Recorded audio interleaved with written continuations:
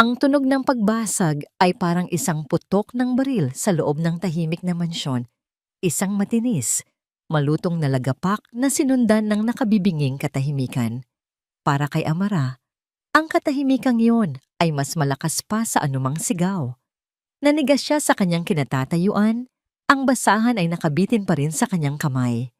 Ang dugo sa kanyang muka ay tila naubos lahat, at ang tanging naririnig niya ay ang mabilis na pagkabog ng sarili niyang dibdib. Patay. Iyon lang ang salitang paulit-ulit na umalingaongaw sa isip niya. Patay. Ilang minuto pa lang ang nakalilipas para siyang nasa isang panaginip. Habang pinupunasan niya ang malaking salamin sa pasilyo, hindi niya maiwasang mamangha sa karangyaan ng bahay ng mga Valderrama. Ang sahig ay kumikinang na parang salamin. Ang kisame ay napakataas, na may nakabitin na dambuhalang chandelier na gawa sa libu-libong kristal. Bawat sulok ay may mga painting at eskultura na mukhang mas mahal pa sa bahay nila sa probinsya. Pakiramdam niya ay isa siyang langgam na napadpad sa palasyo ng mga higante. Ngayon, ang panaginip ay naging isang bangungot. Sa paanan niya ay nagkalat ang mga piraso ng isang porselanang florera na kulay asul at puti. Ang florerang aksidente niyang nasagi. Ang florerang mukhang kasing tanda pa ng mundo. Anong kaguluhan ito?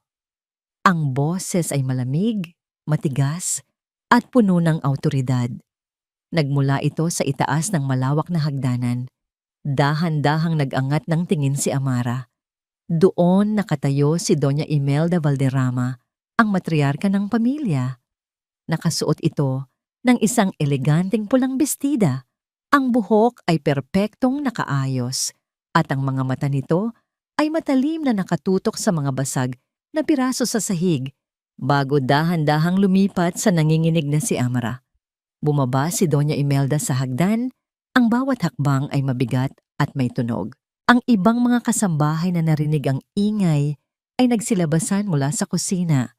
Ngunit nang makita nila ang kanilang amo, sila ay naging mga estatwa sa kanilang kinatatayuan, nakayuko at hindi makatingin. Tumigil si Doña Imelda sa harap ni Amara. Hindi siya sumigaw. Mas malala pa roon. Tinitigan niya si Amara mula ulo hanggang paa na may pagkasuklam sa kanyang mga mata, na para bang si Amara ay isang uri ng peste na pumasok sa kanyang malinis na tahanan.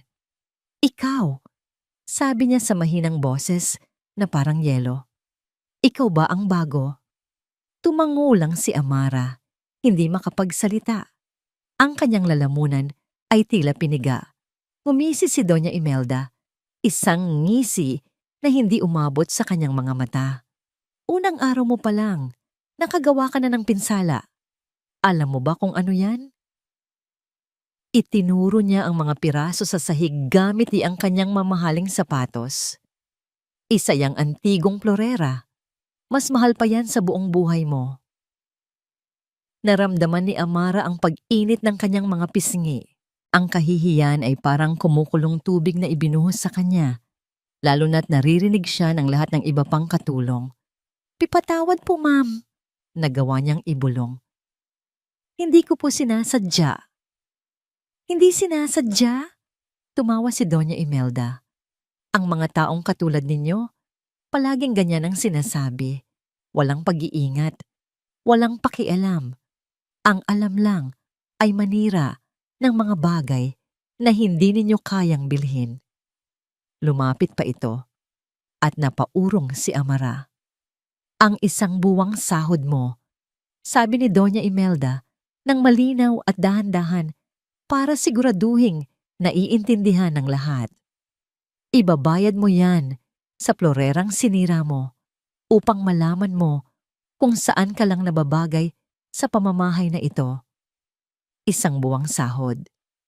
Ang mga salitang yon ay parang isang malakas na sampal sa mukha ni Amara. Ang sahod na inaasahan ng kanyang pamilya. Ang sahod na ipapadala niya para sa gamot ng kanyang ina. Ang sahod na pinaghirapan niya. Nawala lahat sa isang iglap. Naramdaman niya ang unti-unting pag-init ng kanyang mga mata. Pero pinigilan niya ang kanyang mga luha. Hindi siya iiyak sa harap ng babaeng ito. Hindi. Nang walang anumang salita, tumalikod si Doña Imelda. Linisin ninyo yan. Utos niya sa ibang mga kasambahay bago siya muling umakyat sa hagdan na para bang walang nangyari. Naiwan si Amara doon, nakatayo sa gitna ng mga basag na piraso ng kanyang pag-asa habang ang mga kasamahan niya ay nag-iwasan ng tingin, hindi alam kung paano siya tutulungan. Habang nagpupulot siya ng mga piraso, isang pares ng itim na sapatos nakatad ang huminto sa kanyang harapan. Dahan-dahan siyang nag-angat ng tingin at nakita ang isang binatang lalaki. Matangkad ito, may seryosong mukha, ngunit may kabaitan sa kanyang mga mata. Siya si Sir Liam, ang nag-iisang anak ni Doña Imelda. Nakita niya ang lahat. Walang sinabi si Liam. Umalis lang ito saglit at bumalik na may dalang isang baso ng tubig. Inabot niya ito kay Amara. "Okay ka lang?" tanong niya sa mahinang boses. Kinuha ni Amara ang baso. Ang kanyang mga kamay ay nanginginig pa rin. Tumango lang siya bilang sagot. "Pasensya ka na sa mami ko." Dagdag pa ni Liam bago siya magpatuloy sa paglalakad. Ang maliit na kilos na yon, ang baso ng tubig, ang simpleng paghingi ng tawad. Iyon ang nagpabagsak sa pader na itinatayo ni Amara. Pagdating niya sa maliit at masikip na silid para sa mga katulong, doon na bumuuhos ang lahat. Isinandal niya ang kanyang likod sa pinto at dahan-dahang dumausdos paupo sa sahig. Tahimik siyang umiyak, niyayakap ang kanyang mga tuhod, ang kahihiyan, ang galit sa sarili, ang takot. Paano niya sasabihin sa kanyang pamilya? Paano na ang kanyang ina? Biglang nag-vibrate ang kanyang lumang cellphone sa kanyang bulsa. Nanginginig niyang kinuha ito. Isang text message mula sa kanyang kapatid. Binuksan niya ito. "Ate, tumawag si doktor. Kailangan na raw operahan si nanay. Agad-agad." Napatingin si Amara sa kawalan. Ang mga luha ay tuluyan ng natuyo sa kanyang mga mata. Pinalitan ito ng isang malamig at mabigat na pakiramdam ng kawalan ng pag-asa. Ang perang nawala. Ang pangangailangang biglaan. Saan siya kukuha ng pera? Hindi maialis ni Liam Valderrama sa kanyang isip ang tunog ng nabasag na plorera. Buong araw sa kanyang home office, habang nakatitig sa mga numero sa computer screen na dapat niyang sinusuri, ang paulit-ulit na naglalaro sa kanyang alaala ay ang eksena sa pasilyo. Ang takot sa mga mata ni Amara, ang lamig sa boses ng kanyang ina, at ang bigat sa kanyang dibdib nang makita niya itong mag-isang pinupulot ang bawat piraso ng basag na porselana. Hindi ito bago. Sanay na siyang masaksihan ang pagiging strikto at mapagmataas ni Doña Imelda. Ito ang paraan ng kanyang ina para mapanatili ang kaayusan sa kanilang pamamahay at sa kanilang buhay. Ngunit sa pagkakataong ito, may kung anong tumusok sa kanyang puso. Marahil ay ang paraan ng pagtanggap ni Amara sa parusa. Walang reklamo, walang pag-angat ng boses, tanging tahimik na pagtanggap na may kasamang dignidad. Biglang tumunog ang kanyang cellphone.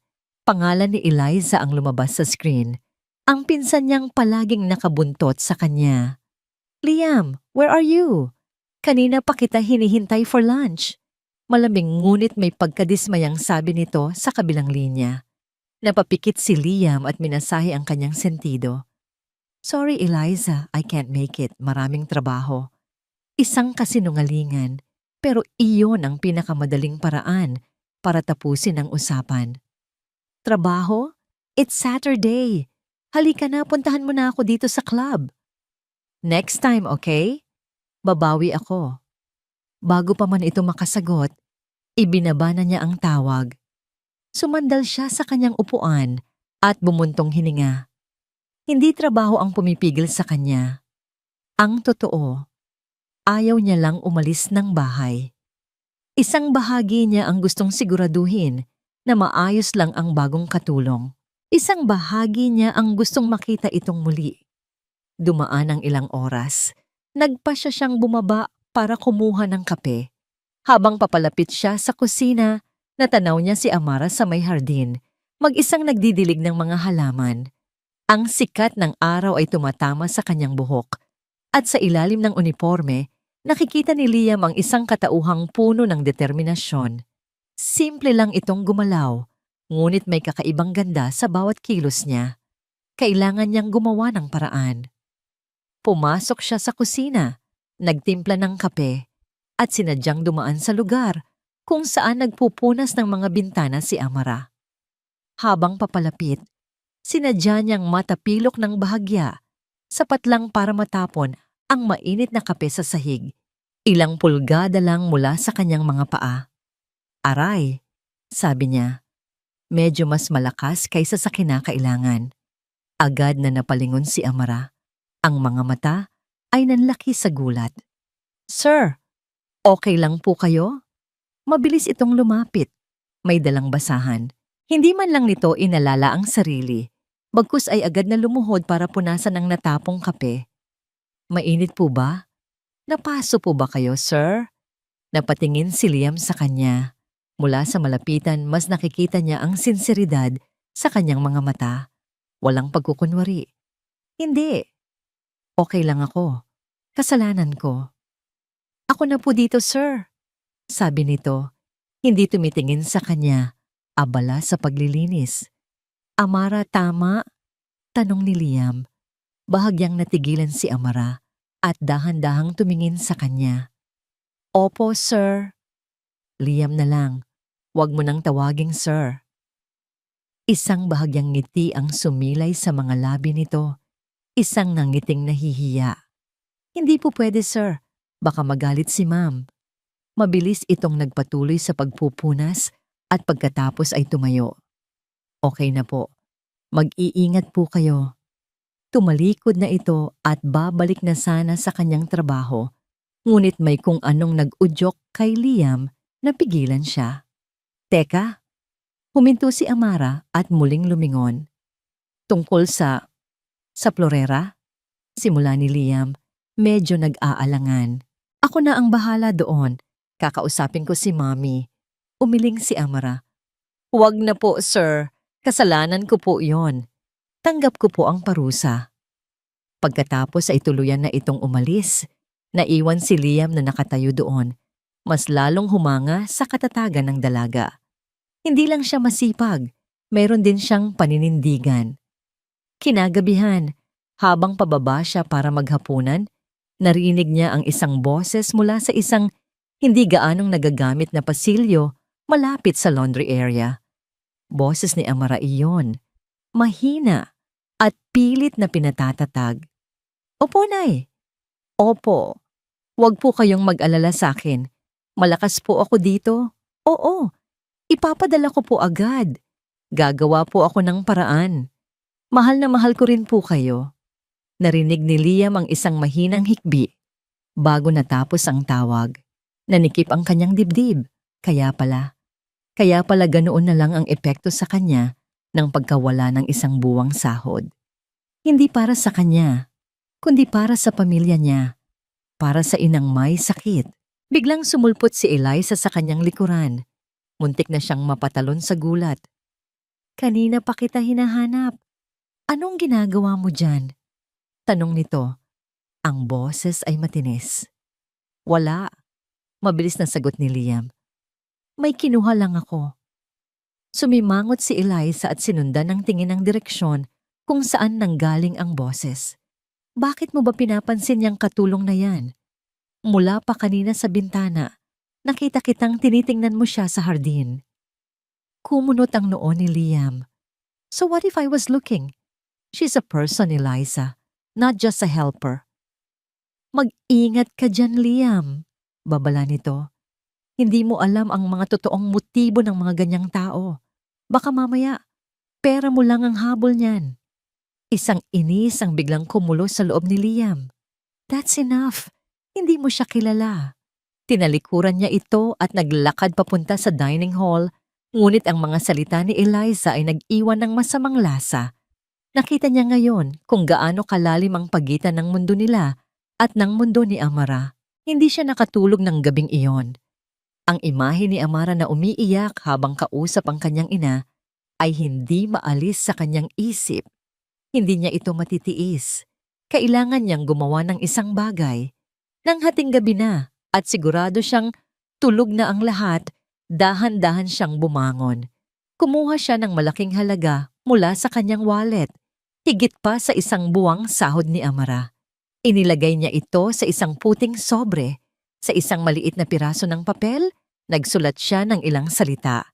Para sa operasyon ng nanay mo. Walang pangalan. Walang anumang palatandaan kung kanino galing. Dahan-dahan niyang binuksan ang pinto ng kanyang silid at naglakad sa tahimik na pasilyo. Bawat kaluskos ay parang napakalakas. Narating niya ang pinto ng silid ni Amara. Maingat siyang lumuhod at isinilid ang sobre sa ilalim ng pinto. Nang makabalik siya sa kanyang kwarto, huminga siya ng maluwag. Pakiramdam niya ay gumaan ang kanyang dibdib. Ngayon, makakatulong na siya sa kanyang ina. Ngunit sa kabilang banda ng pinto, sa loob ng maliit na silid, nagising si Amara dahil sa bahagyang tunog. Napansin niya ang puting sobre sa sahig na wala roon kanina. Nanginginig siyang lumapit at pinulot ito. Nang buksan niya at makita ang makapal na bungkos ng pera, hindi tuwa ang naramdaman niya, kundi takot. Saan ito galing? Walang pangalan. Walang paliwanag. Sa isang bahay na puno ng paghihinala at panghuhusga, alam niyang ang perang ito ay hindi isang biyaya. Ito ay isang patibong. Hindi nakatulog si Amara ng gabing iyon. Ang puting sobre ay nakapatong sa kanyang maliit na mesa, ngunit para sa kanya, isa itong bombang sasabog anumang oras. Bawat minuto ay paulit-ulit niyang tinititigan ito. Ang isip ay naglalakbay sa pagitan ng matinding pangangailangan at nakakaparalisang takot. Ang pera sa loob nito ay sapat na para sa operasyon ng kanyang ina. Isang sagot sa kanyang mga panalangin.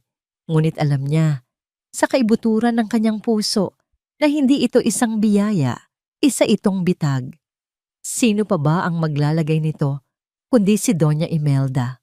Marahil isa itong pagsubok, isang paraan para tingnan kung siya ba ay magnanakaw. Kung kukuhanin niya ang perang hindi kanya para bigyan siya ng dahilan upang tuluyan na siyang paalisin. Ang dignidad na lang ang natitira sa kanya sa bahay na ito. Hindi niya hahayaang pati iyon ay makuha sa kanya. Kinaumagahan, bago pa man sumikat ang araw, nagdesisyon na siya.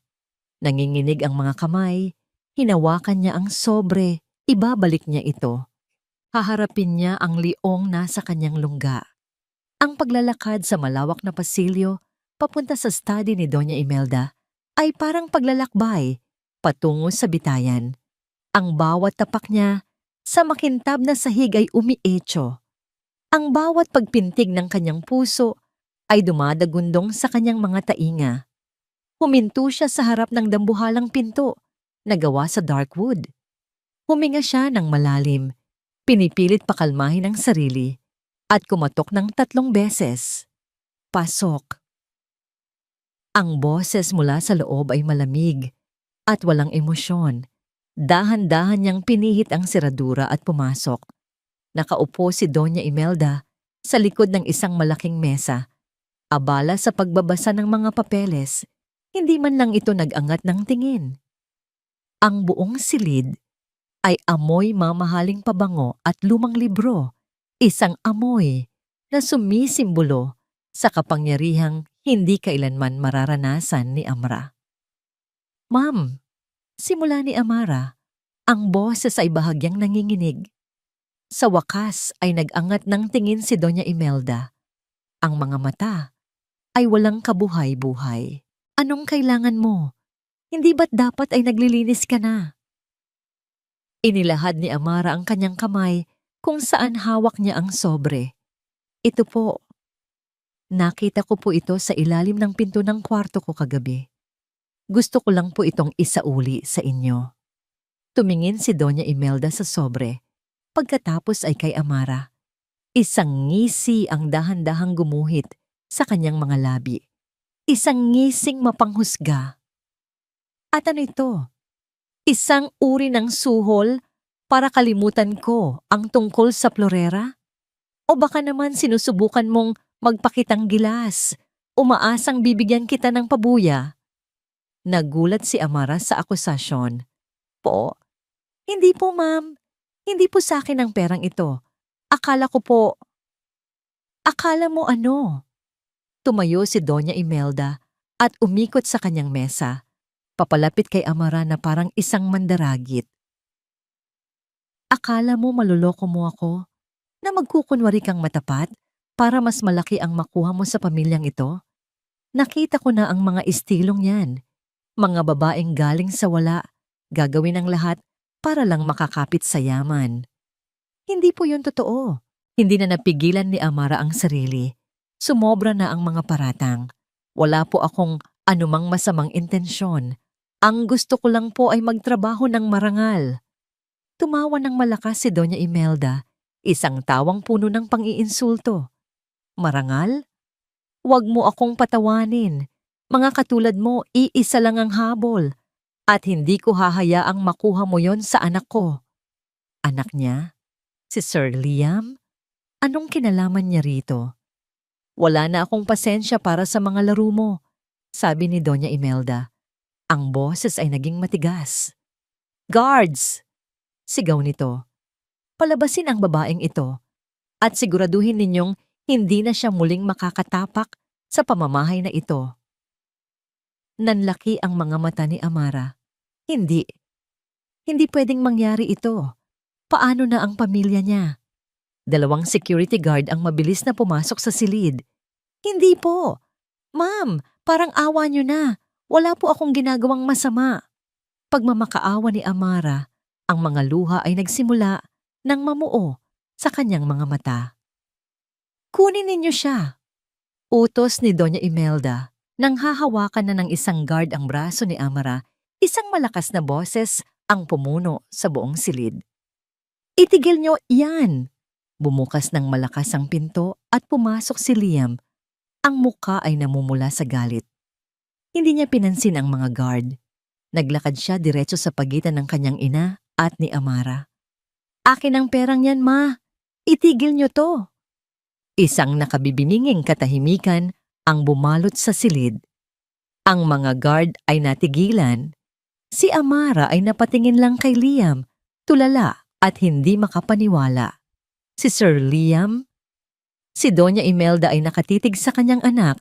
Ang ekspresyon ng pagwawagi sa kanyang mukha ay dahan-dahang napalitan ng pagkabigla. Pagkatapos ay ng matinding galit na hindi maipinta. Tumingin siya kay Liam na parabang isa itong estranghero. Ano? Ang sinabi mo? Tanong ni Doña Imelda. Ang boses ay naging isang mapanganib na bulong. Hinarap ni Liam ang kanyang ina. Ang mga mata ay nag-aapoy. Ang sabi ko, akin ang perang yan. Ako ang nagbigay niyan sa kanya. At wala kang karapatang paalisin siya nang dahil lang sa isang bagay na ako ang gumawa. Ang bawat salita ni Liam ay parang isang sampal sa mukha ni Doña Imelda. Nanigas ang kanyang panga. Ang kanyang mga kamay ay ikinuyom sa kanyang tagiliran. Dahan-dahan niyang tiningnan si Amara na may bagong level ng pagkasuklam. Pagkatapos ay ibinalik ang kanyang tingin sa nag-iisang anak. Ang katahimikan ay mas mabigat pa kaysa sa anumang sigaw. Pagkatapos ng tila walang katapusang sandali, nagsalita si Doña Imelda. Ang kanyang boses ay malamig na parang yelo. Bawat salita ay matalas at may lason. Pumili ka, Liam. Ang pamilyang ito o ang babaeng yan? Ang mga salita ni Doña Imelda ay parang isang malagim na hatol na umalingaw-ngaw sa isip ni Liam. Pumili ka, Liam. Ang pamilyang ito o ang babaeng yan? Iniwan niya ang kanyang ina sa study. Nakatayo roon na may ekspresyon ng pagkagapi at matinding galit. Hindi na niya hinintay ang sagot o pinalawig pa ang pagtatalo. Hindi niya kayang manatili pa sa silid na iyon. Ang tanging nasa isip niya ay si Amara. Saan ito nagpunta? Matapos ang nakakayanig na komprontasyon, bigla na lang itong nawala na parang bula. Hinanap niya ito sa kusina, sa pasilyo, ngunit wala. Isang kaba ang nagsimulang gumapang sa kanyang dibdib. Paano kung umalis na ito? Paano kung sa sobrang takot at kahihiyan ay nagpasya na itong lisanin ang mansyon at ang impyernong dala nito? Ang ideyang yon ay nagdulot ng isang matinding kirot sa kanya. Hindi pwede.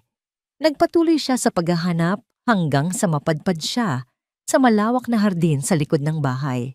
Ang buwan ay bilog at maliwanag. Nagbibigay ng isang maputlang liwanag sa madilim na paligid. Ang hangin ay malamig. At doon, sa gilid ng swimming pool na kumikinang sa ilalim ng buwan, nakita niya ito. Nakaupo si Amara sa semento, yakap-yakap ang kanyang mga tuhod. Ang kanyang mga balikat ay bahagyang umuuga, isang malinaw na senyales na siya ay tahimik na umiiyak. Dahan-dahang lumapit si Liam, ang bawat hakbang ay maingat. Na para bang natatakot siyang baka sa isang maling galaw ay maglaho ito. Hindi siya napansin ni Amara hanggang sa umupo siya sa tabi nito. Nag-angat ito ng tingin. Ang mga mata ay namumungguto at puno ng gulat. Agad nitong pinunasan ang kanyang mga luha gamit ang likod ng kanyang kamay. Sir. Liam, mahinang pagtatama niya. Yumuko si Amara. Nakatitig sa tubig sa pool. Pasensya na po. Babalik na po ako sa loob. Akma na itong tatayo. Huwag, mabilis na sabi ni Liam. Ang boses ay mas malumanay kaysa sa inaasahan niya. Manatili ka muna dito. Samahan mo ako. Hindi ito kaagad sumagot, ngunit dahan-dahan itong umupo muli. Bagamat may distansya pa rin sa pagitan nila. Ang katahimikan ay bumalot sa kanila. Tanging ang mahinang tunog lang ng mga kuliglig sa hardin ang maririnig. Si Liam ang unang bumasag dito. Alam mo, minsan, simula niya, ang tingin ay nasa malayo, sa refleksyon ng buwan sa tubig. Pakiramdam ko ako ang pinakamag-isang tao sa mansyon na ito. Narinig niya ang bahagyang paggalaw ni Amara, isang senyales ng kanyang pagkagulat. Tumingin ito sa kanya. Ang mga mata ay puno ng pagtataka. Paano ang isang taong mayaman, makapangyarihan, at may lahat ng bagay sa mundo ay makakaramdam ng ganoon? Ang bahay na ito, pagpapatuloy ni Liam, puno ito ng mga mamahaling bagay, pero walang init. Puno ng mga tao, pero walang tunay na koneksyon. Lumaki ako sa isang mundo kung saan ang halaga mo ay nakabase sa apelyido mo, sa dami ng pera mo. Nakakapagod. Ibinaling niya ang kanyang tingin kay Amara. Kaya patawad kanina. Patawad kung dahil sa akin, lalo kang napahamak. Mabilis na umiling si Amara. Hindi po, Sir Liam. Wala po kayong kasalanan. Ako po ang dapat humingi ng tawad sa gulong na idulot ko. Wala kang kasalanan, mariing sabi ni Liam. Dahan-dahan, inabot niya ang kamay ni Amara. Naramdaman niya ang bahagya nitong panginginig, ngunit hindi niya ito binawi. Ang kamay nito ay maliit at medyo magaspang dahil sa trabaho, ngunit para kay Liam, iyon ang pinakatotoong bagay na nahawakan niya sa buong buhay niya.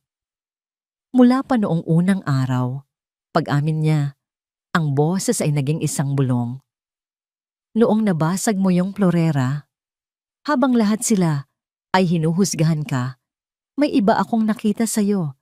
Isang katatagan, isang kabutihan na hindi ko madalas makita sa mundo ko. Nag-angat ng tingin si Amara. Ang mga mata nito ay kumikinang sa ilalim ng liwanag ng buwan. Puno ng mga luhang hindi na nito pinigilan. Nakita ni Liam sa mga matang yon ang isang kaluluwang pagod na, ngunit hindi pa rin sumusuko. Amara. Hindi na niya napigilan ang sarili. Dahan-dahan niyang inilapit ang kanyang mukha sa mukha nito. Nakita niya ang pag-aalinlangan sa mga mata nito, ngunit nakita rin niya ang pagtanggap. Huminto siya. 1 pulgada na lang ang layo. Nagbibigay dito ng pagkakataong umatras. Ngunit hindi ito gumalaw. At sa ilalim ng tahimik na panunood ng buwan, dahan-dahan niyang inilapat ang kanyang mga labi sa mga labi nito. Iyon ay isang halik na hindi mapusok, kundi puno ng pag-iingat at damdamin. Isang halik na nagsasabing, nakikita kita. Isang halik na nagpaparamdam ng ginhawa sa gitna ng kaguluhan. Naramdaman ni Liam ang pagtulo ng isang butil lang yang luha mula sa mga mata ni Amara na pumatak sa kanilang mga pisngi. Nang maghiwalay ang kanilang mga labi, nanatili silang magkalapit. Ang kanilang mga noo ay magkadikit. Pareho silang humihingal. Hindi ko hahayaang saktan kanila ulit, bulong ni Liam. Ang bawat salita ay isang pangako. Poprotektahan ni kita. Pangako. Isang maliit na ngiti ang sumilay sa mga labi ni Amara sa unang pagkakataon. Isang ngiting pagod, ngunit puno ng bagong pag-asa. Ngunit hindi nila alam. Sa di kalayuan, sa likod ng malalagong halaman ng hardin, may isang aninong nagmamasid. Nakatayo roon si Eliza. Hawak ang kanyang cellphone. Ang screen nito ay nagliliwanag sa kanyang mukha. Isang ngiting puno ng tagumpay at kasamaan ang gumuhit sa kanyang mga labi habang pinapanood niya ang replay ng video na kuha niya. Ang pag-uusap, ang paghawak ng kamay, at ang paghalik. Pinindot niya ang stop recording. Binuksan ang kanyang messages. Pinili ang pangalan ni Doña Imelda at in-attach ang video. Sa isang mabilis na pag-type, ipinadala niya ito kasama ang isang maikling mensahe, mga salitang tiyak na magsisilbing gasolina sa apoy. Tita, I think you need to see this. Ang pangako ni Liam sa ilalim ng buwan ay naging isang munting kandila para kay Amara sa gitna ng kadiliman. Iyon ang tanging bagay na pinanghawakan niya sa sumunod na mga araw. Isang sikretong nagbibigay init sa kanyang dibdib sa tuwing nararamdaman niya ang nanlalamig na titig ni Doña Imelda. Pagkatapos ng insidente sa study, hindi na siya gaanong pinapansin ng matanda. Ngunit ang katahimikan nito ay mas nakakatakot. Para itong isang ahas na tahimik na nag-aabang ng tamang pagkakataon para tumuklaw. At ang pagkakataong yon ay dumating sa anyo ng isang hapunan. Amara, tawag sa kanya ng headmaid na si Manang Tess. Pinapatawag ka ni Doña Imelda.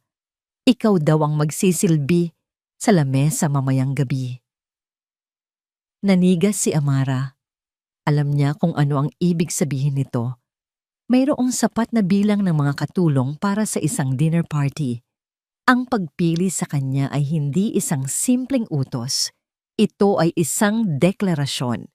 Pagpasok niya sa malawak na dining hall, pakiramdam niya ay lahat ng hangin sa kanyang baga ay nawala. Ang lamesa ay napakaganda. Puno ng mga kumikinang na kubyertos, mga kristal na baso, at isang engranding flower arrangement sa gitna. Ngunit ang nakapagpatigil sa kanyang mundo ay ang mga taong nakaupo roon. Nandoon si Doña Imelda. Sa dulo ng lamesa, isang reyna sa kanyang trono. Nandoon si Eliza, nakangiti ng matamis habang nakikipag-usap sa lalaking katabi niya. Ngunit ang mga mata ay palihim na sumusulyap kay Amara na may halong tagumpay. At nandoon si Liam. Nakaupo siya sa gitna. Mukhang hindi komportable sa kanyang suot na mamahaling suit. Sa tabi niya ay isang babaeng hindi pa nakikita ni Amara. Isang babaeng napakaganda. May perpektong ayos at halatang mula sa isang pamilyang kasing yaman ng mga Valderrama. Ang babaeng ito ay tawa ng tawa sa kung anuman ang sinasabi ni Liam. At paminsan-minsan ay dumadantay pa ang kamay sa braso nito. Naramdaman ni Amara ang isang kirot sa kanyang dibdib. Ito ba ang sinasabi ni Eliza? Ang babaeng para kay Liam. Sinimula ni Amara ang paghahanda ng mga putahe sa kusina. Ngunit ang bawat kilos niya ay mabigat. Kailangan niyang gawin ito. Kailangan niyang maging matatag para kay Liam, para sa sarili niya. Nang simula na ang hapunan, pumasok si Amara sa dining hall. Dala-dala ang isang silver tray na may mga baso ng champagne. Dahan-dahan siyang naglakad papunta sa bawat bisita. Iniiwasang magtagpo ang kanyang mga mata sa anumang miyembro ng pamilya Valderrama. Pinilit niyang hindi makaramdam ng hiya habang naglilingkod na para bang isa siyang multo na dumadaan lang. Nang marating niya ang upuan ni Liam, nag-angat ito ng tingin. Ang kanyang mga mata ay nakapokus sa kanya at sa isang iglap, nakita niya ang pag-aalala roon. Ngunit mabilis itong naglaho nang mapansin nito ang babaeng katabi niya. Ngumiti ito sa babae at nagpatuloy sa pakikipag-usap. Naramdaman ni Amara ang pagkabigo. Bumalik na naman ba ang pagdududa? Bumalik na ba sa dati ang lahat? Habang inilalagay niya ang baso sa tabi ni Liam, sinadya niyang bahagyang matapilok, sapat lang para matapon ang kaunting champagne sa mamahaling damit ng babaeng katabi ni Liam. Agad na napasinghap ang babae. Tumingin ito kay Amara na may pagkasuklam. Ano ba? Bago pa man makapagsalita si Amara, nagsalita na si Doña Imelda. Ang kanyang boses ay mababa ngunit puno ng babala. Amara, ano na naman ito? Napalingon si Liam, nakita ang nangyari. Naging seryoso ang kanyang muka. Ngumiti ng mapait si Doña Imelda na parang nasasayahan sa nangyayari. Lumapit ito kay Amara, ang mga mata ay nanlilisik. Mukhang hindi ka talaga sanay sa ganitong klase ng kapaligiran, hindi ba? Kahit sa paghahatid ng champagne, nagkakamali ka. Naramdaman ni Amara ang mga mata ng lahat ng bisita na nakatuon sa kanya.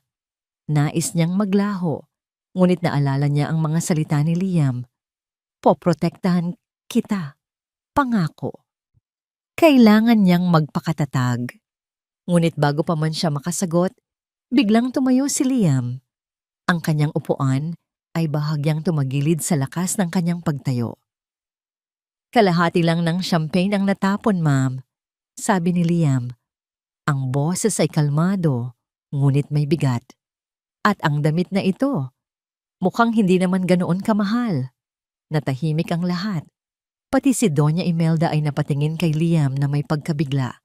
Tiningnan nito ang babaeng katabi niya na ngayon nakasimangot at halatang hindi natutuwa sa pahayag ni Liam.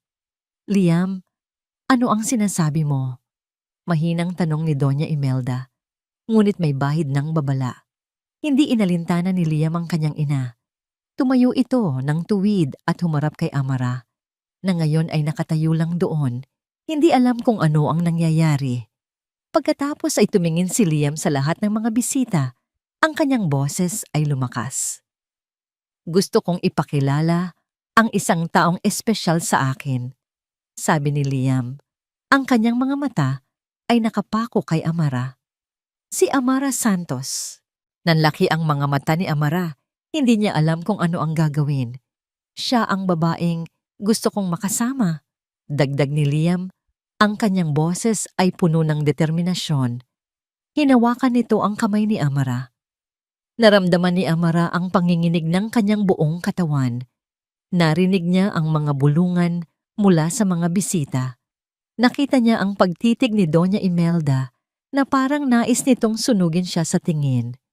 Nakita niya ang pagngisi ni Eliza na parang sinasabing, magaling, simulan na ang laro. Ngunit sa gitna ng lahat ng iyon, ang tanging nararamdaman niya ay ang init ng kamay ni Liam na nakahawak sa kanya. Sa unang pagkakataon, mula nang pumasok siya sa silid na iyon, hindi na siya nakaramdam ng hiya. Nang magsara ang pinto ng huling bisita, ang peking ng ngiti sa mga labi ni Doña Imelda Valderrama ay naglaho na parang bula. Ang naiwan ay isang maskara ng malamig at matigas na galit. Ang hapunan ay isang sakuna. Ang kanyang anak, ang sarili niyang dugo, ay ipinahiya siya sa harap ng lipunan. At lahat ng iyon ay dahil sa isang babaeng walang pangalan, isang katulong. Naglakad siya paakyat sa engrandeng hagdanan. Ang bawat hakbang ay mabigat. Pumasok siya sa kanyang silid, isang santuwaryo ng karangyaan. Ngunit sa gabing ito, pakiramdam niya ay sinasakmal siya ng mga pader. Ang imahe ni Amara, nakatayo sa tabi ni Liam, may dignidad sa kabila ng pagiging hamak, ay hindi maalis sa kanyang isip. Mayroong isang bagay sa dalagang yon, isang bagay na pamilyar, isang bagay na kinasusuklaman niya. Lumapit si Doña Imelda sa isang pader na natatakpan ng isang malaking painting. Sa isang lihim na pindutan, gumalaw ang painting at inilantad ang isang makapal na pinto ng bakal. Ito ang kanyang vault. Ang lugar kung saan niya itinatago. Hindi lang ang kanyang mga alahas, kundi ang mga sikretong nagpapatibay sa kanyang kapangyarihan. Hindi niya pinansin ang mga kumikinang na tiara at mga hikaw. Ang kanyang mga mata ay nakatuon sa isang maliit na kahon na gawa sa velvet, nakatago sa pinakalikod. Nanginginig ng bahagya ang kanyang mga kamay nang buksan niya ito. Sa loob, nakahimlay ang isang kwintas na brilyante. Brilyante, ang liwanag nito ay tila masakit sa mata. Bawat kislap ay isang paalala. Tinitigan niya ang kwintas at sa isang iglap, ang amoy ng mamahaling pabango sa silid ay napalitan ng amoy ng lumang kahoy at alikabok. Ang malambot na karpet sa ilalim ng kanyang mga paa ay naging magaspang na sahig na semento. Isang maliit at maalinsangang silid. Siya, isang dalagitang payat na nagngangalang Imelda, ay nakaupo sa gilid ng isang lumang papag. Sa kanyang harapan, ang kanyang ina. Isang babaeng ang mukha ay nililok ng kahirapan, ngunit ang mga mata ay puno pa rin ng pagmamahal. Inabot nito sa kanya ang kwintas. Hindi pa ito kumikinang tulad ngayon. Luma ito at may ilang bawas. Ngunit ito na ang pinakamahalagang bagay na pag-aari nila. Imelda, anak, sabi ng kanyang ina. Ang boses ay mahina dahil sa sakit. Ito lang ang maipapamana ko sa'yo. Bigay pa ito ng lola mo. Sa lahat ng paghihirap natin, hindi ko ito ipinagbili. Hinawakan nito ang kanyang mga kamay. Gamitin mo to para makaahon ka. Huwag mong hahayaang matulad ka sa akin. Maging matatag ka, maging matalino, at higit sa lahat, huwag na huwag kang titingin sa likod. Iyon ang huling habilin ng kanyang ina bago ito pumanaw. At sinunod niya iyon. Ginamit niya ang kwintas hindi bilang palamuti, kundi bilang puhunan. Ginamit niya ang kanyang ganda at talino. Tinalikuran niya ang kanyang pinanggalingan. Binuo ang isang bagong pagkatao at pinakasalan ang isang balderrama. Ngayon, habang hawak niya ang kwintas, hindi alaala ng pagmamahal ang dala nito, kundi alaala ng kahihiyan. Isang sumpa.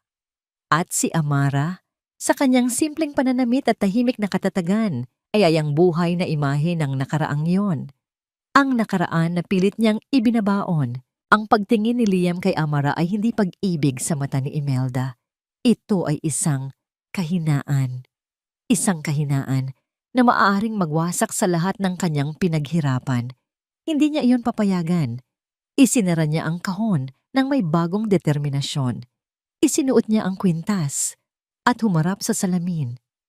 Ang nakita niya ay hindi na ang payat na dalagita, kundi si Doña Imelda Valderrama, ang matriarka, ang babaeng gagawin ng lahat para protektahan ang kanyang imperyo.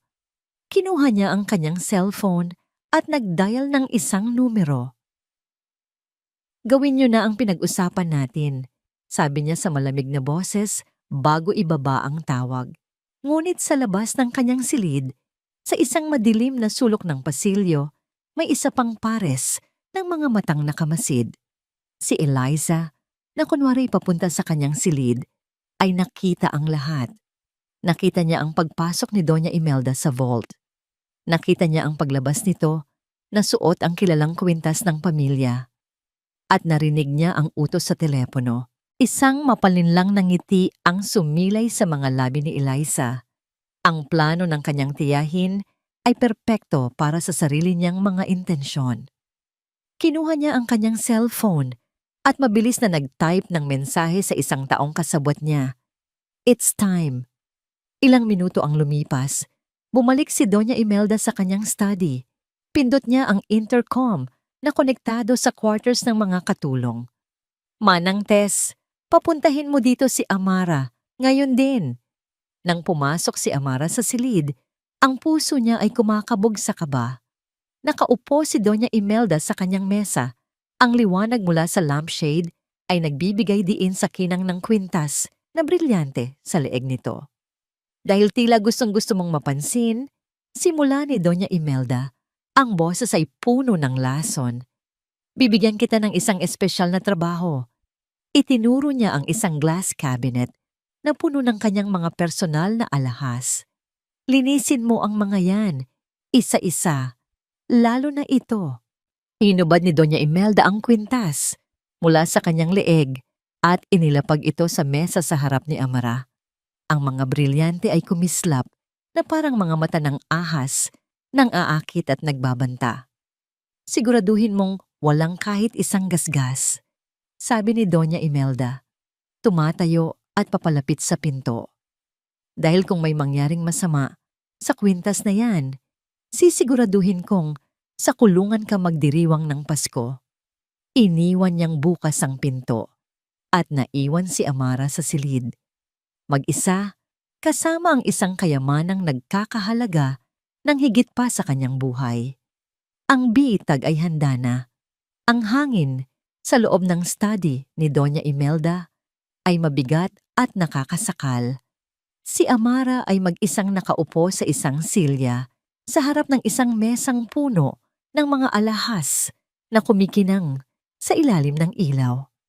Ngunit ang kanyang mga mata ay nakatuon lamang sa isang bagay, ang kwintas ng sumpa. Bawat galaw niya ay maingat. Gumagamit siya ng malambot na tela.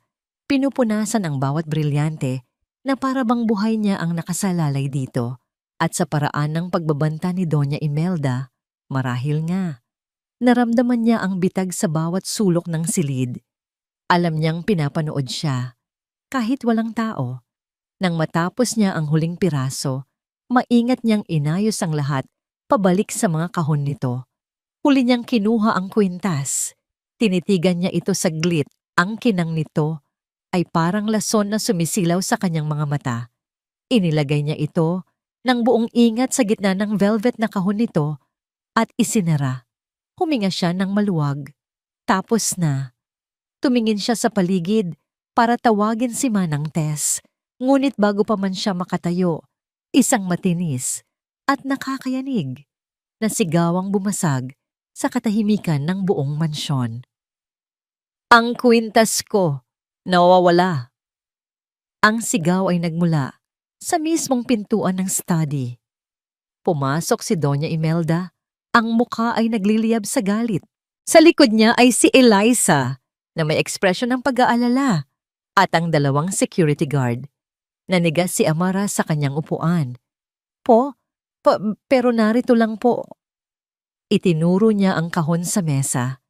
Ngunit bago pa man niya ito mabuksan, mabilis na lumapit si Doña Imelda at binuksan ito. Walang laman. Ang kahon na pinaglagyan niya ng kwintas ilang segundo lang ang nakalipas ay walang laman. Imposible! Bulong ni Amara, ang dugo ay tila umalis sa kanyang mukha. Kakalagay ko lang po dyan. Kakalagay ko lang. Magnanakaw. Ang salita ay parang isang sampal. Itinuro siya ni Doña Imelda. Alam kong may masama kang balak. Mula pa noong una. Guards, dalhin ninyo siya sa sala. Hindi po. Wala po akong kinuha. Pagmamakaawa ni Amara habang marahas siyang hinawakan sa braso ng mga guard. Ang kanyang isip ay gulong-gulo. Paano? Saan? Kailan? Kinaladkad siya palabas ng study at dinala sa gitna ng malawak na sala. Ang ibang mga katulong ay nagsilabasan. Ang kanilang mga mukha ay puno ng takot at tsismis. Sa isang iglap, siya na ang sentro ng isang sirko ng kahihiyan at sa paanan ng hagdan, nakatayo si Liam. Ang mukha niya ay puno ng pagkalito. Nakatingin mula kay Amara patungo sa kanyang ina. Ma, anong nangyayari? Tanong ni Liam. Ang paborito mong katulong, Liam? Sagot ni Doña Imelda na may halong panguuyam. Ninanakawan tayo ng harapan. Ninakaw niya ang kwintas ko. Hindi totoo yan. Sigaw ni Amara. Ang mga luha ay nagsisimula nang bumagsak sa kanyang mga pisngi. Tumingin siya kay Liam. Ang kanyang mga mata ay nagmamakaawa. Maniniwala ka sa akin, hindi ba? May pangako ka sa akin. Ngunit bago pa man makapagsalita si Liam, dumating na ang mga pulis na ipinatawag ni Doña Imelda. Halugugin ninyo ang lahat ng gamit ng babaeng yan. Utos ng matriarka. Parang isang masamang panaginip. Dinala siya ng mga pulis pabalik sa kanyang maliit na silid sa servants' quarters. Ang munti niyang santuwaryo ay winasak sa harap niya. Ang kanyang mga damit ay inihagis sa sahig. Ang kanyang mga lumang litrato ay ibinalibag. Bawat sulok ng kanyang pagkatao ay hinalungkat at nilapastangan.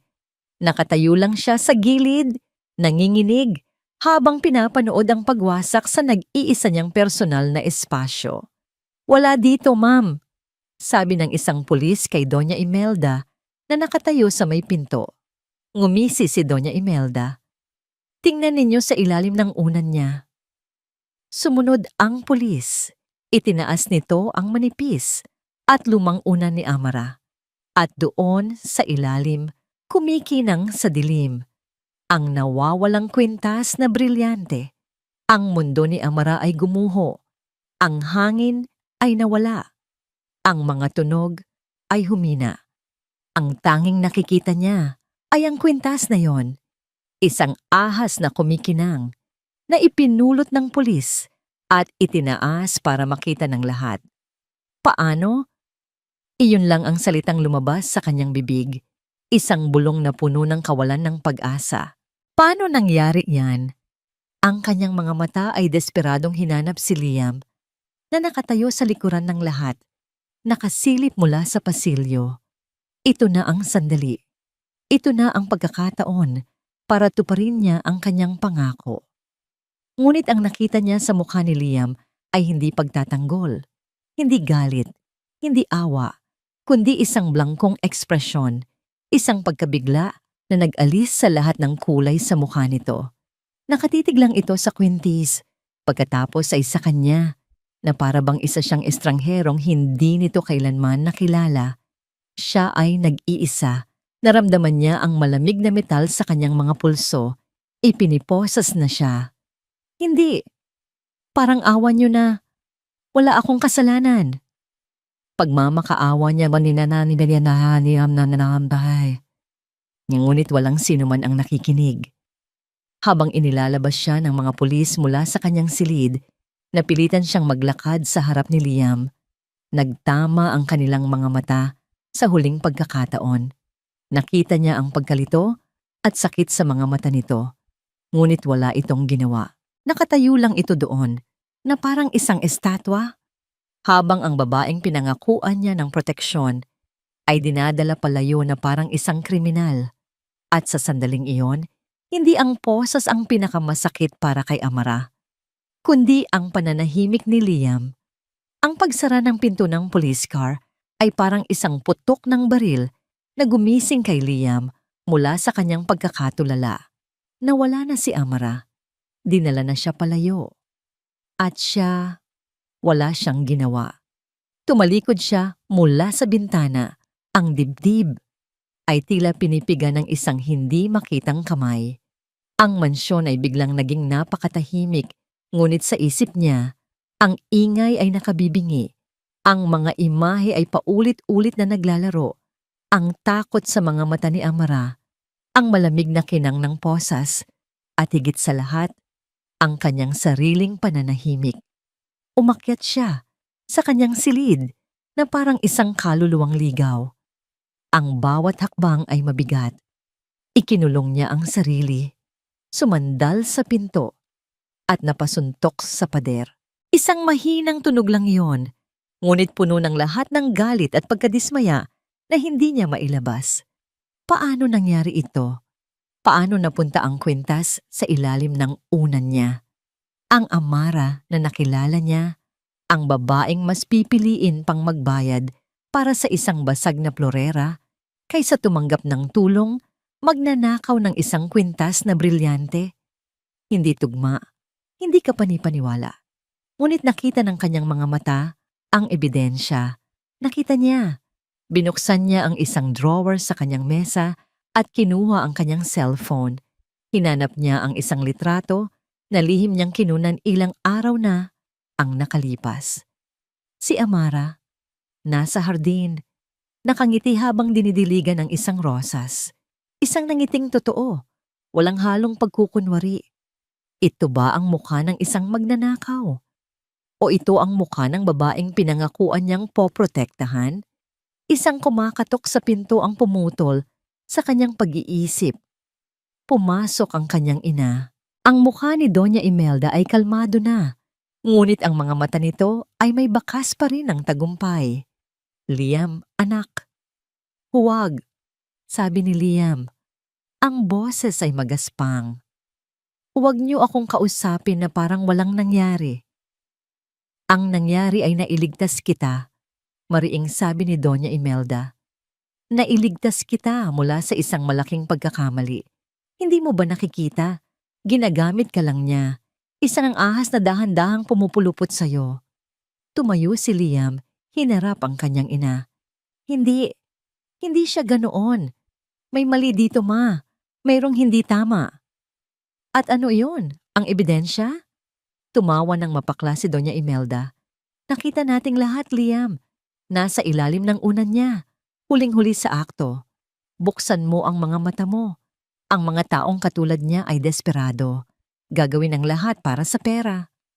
Hindi ko matanggap. Umiling si Liam. Hindi ko matanggap na magagawa niya yon. Lumapit si Doña Imelda at hinawakan ang pisngi ng anak.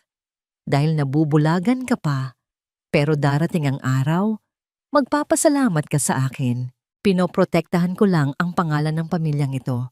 Pinoprotektahan kita. Tinabig ni Liam ang kamay ng ina. Ang bawat salita nito ay parang lason na lalong nagpapagulo sa kanyang isip.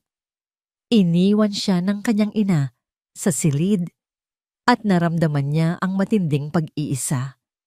Hindi siya pwedeng maupo lang dito. Kailangan niyang makausap si Amara. Kailangan niyang marinig mula mismo sa kanya ang katotohanan.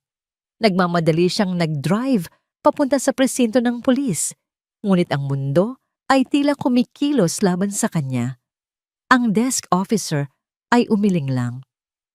Sorry sir, hindi po pwedeng bisitahin. Under investigation pa po siya. Anak ako ni Doña Imelda Valderrama. Giit ni Liam, ginagamit ang pangalang dati niyang kinaiinisan. Kailangan ko siyang makausap. Kailangan niyo po ng abogado, sir. At bukas na po ang visiting hours. Sabi ng pulis, hindi natitinag. Bumalik si Liam sa kanyang sasakyan. Talunan. Ang kapangyarihan at pera ng mga Valderrama ay walang silbi. Para siyang ibon na tinanggalan ng pakpak. Pag-uwi niya, naabutan niya si Eliza sa sala, naghihintay sa kanya. Lumapit ito. Ang muka ay puno ng pekeng pag-aalala. Liam, pinsan, I'm so sorry sa nangyari. Sabi nito, hinahaplos ang kanyang braso. Nandito lang ako para sa'yo. Hindi ko maintindihan, Eliza. Hindi ko talaga maintindihan. Sabi ni Liam, napaupo sa sofa. Alam mo, sabi ni Eliza sa isang maingat na boses, baka desperado lang talaga siya. Mahirap lang kasi sila. Baka natukso lang sa halaga ng kwintas. Hindi naman siguro ibig sabihin na masama siyang tao. Nagkamali lang. Ang mga salita ni Eliza ay tila nag-aalok ng aliw, ngunit ang epekto nito ay kabaligtaran. Maging ang pinsan niya ay naniniwalang nagkasala, si Amara. Lalo siyang nalunod sa pagdududa. Biglang may pumasok sa kanyang isip. Isang huling pag-asa. Ang security cameras, sabi niya. Biglang tumayo. Kailangan kong makita ang footage. Mabilis siyang nagtungo sa security room. Ngunit nang subukan niyang i-access ang video feed mula sa pasilyo malapit sa servants' quarters sa oras ng insidente, isang error message ang lumabas. File corrupted. Ano? Bakit? Sinubukan niya ulit. Ganoon pa rin. Ang partikular na oras na yon, sa partikular na kamerang iyon ay nasira. Isang napakalaking koinsidensya. Habang nakatitig sa blankong screen, isang malamig na kuryente ang gumapang sa kanyang likuran. Isang pagnanakaw ay simple lang. Pero ang pananabutahe ng security footage, iba na iyon. Plinano ito. Tumingin siya sa logbook. Ang file ay nasira bandang 8:00 ng gabi. Naalala niya ang sinabi ni Eliza kanina. Nasaan ka kaninang nangyari ang gulo? Tanong niya dito nang magkasalubong sila ulit. Ako? Nasa hardin ako, nagpapahangin. Sobrang tense kasi sa loob. Mabilis na sagot ni Eliza. Tumango si Liam, ngunit ang kanyang isip ay naglalakbay. Nasa hardin. Pero bakit? Bakit parang may naaalala siyang anino na dumaan sa dulo ng pasilyo na yon bago magsimula ang sigawan? Isang anino na may suot na pamilyar na bestida.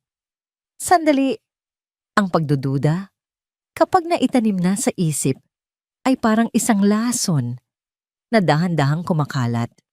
At para kay Liam, ang lason na yon ay may pangalan, Eliza. Kinabukasan, nagbago ang kilos ni Liam. Ang desperasyon at pagkalito ay napalitan ng isang malamig at mapanuring determinasyon. Hindi na siya ang binatang nalulunod sa emosyon. Siya na ngayon ay isang taong naghahanap ng katotohanan, gaano man ito kasakit. Ang unang hakbang, kailangan niyang palabasin na wala na siyang pakialam kay Amara. Hinanap niya si Eliza at natagpuan niya ito sa may pool area. Nagbabasa ng isang fashion magazine. Umupo siya sa tapat nito.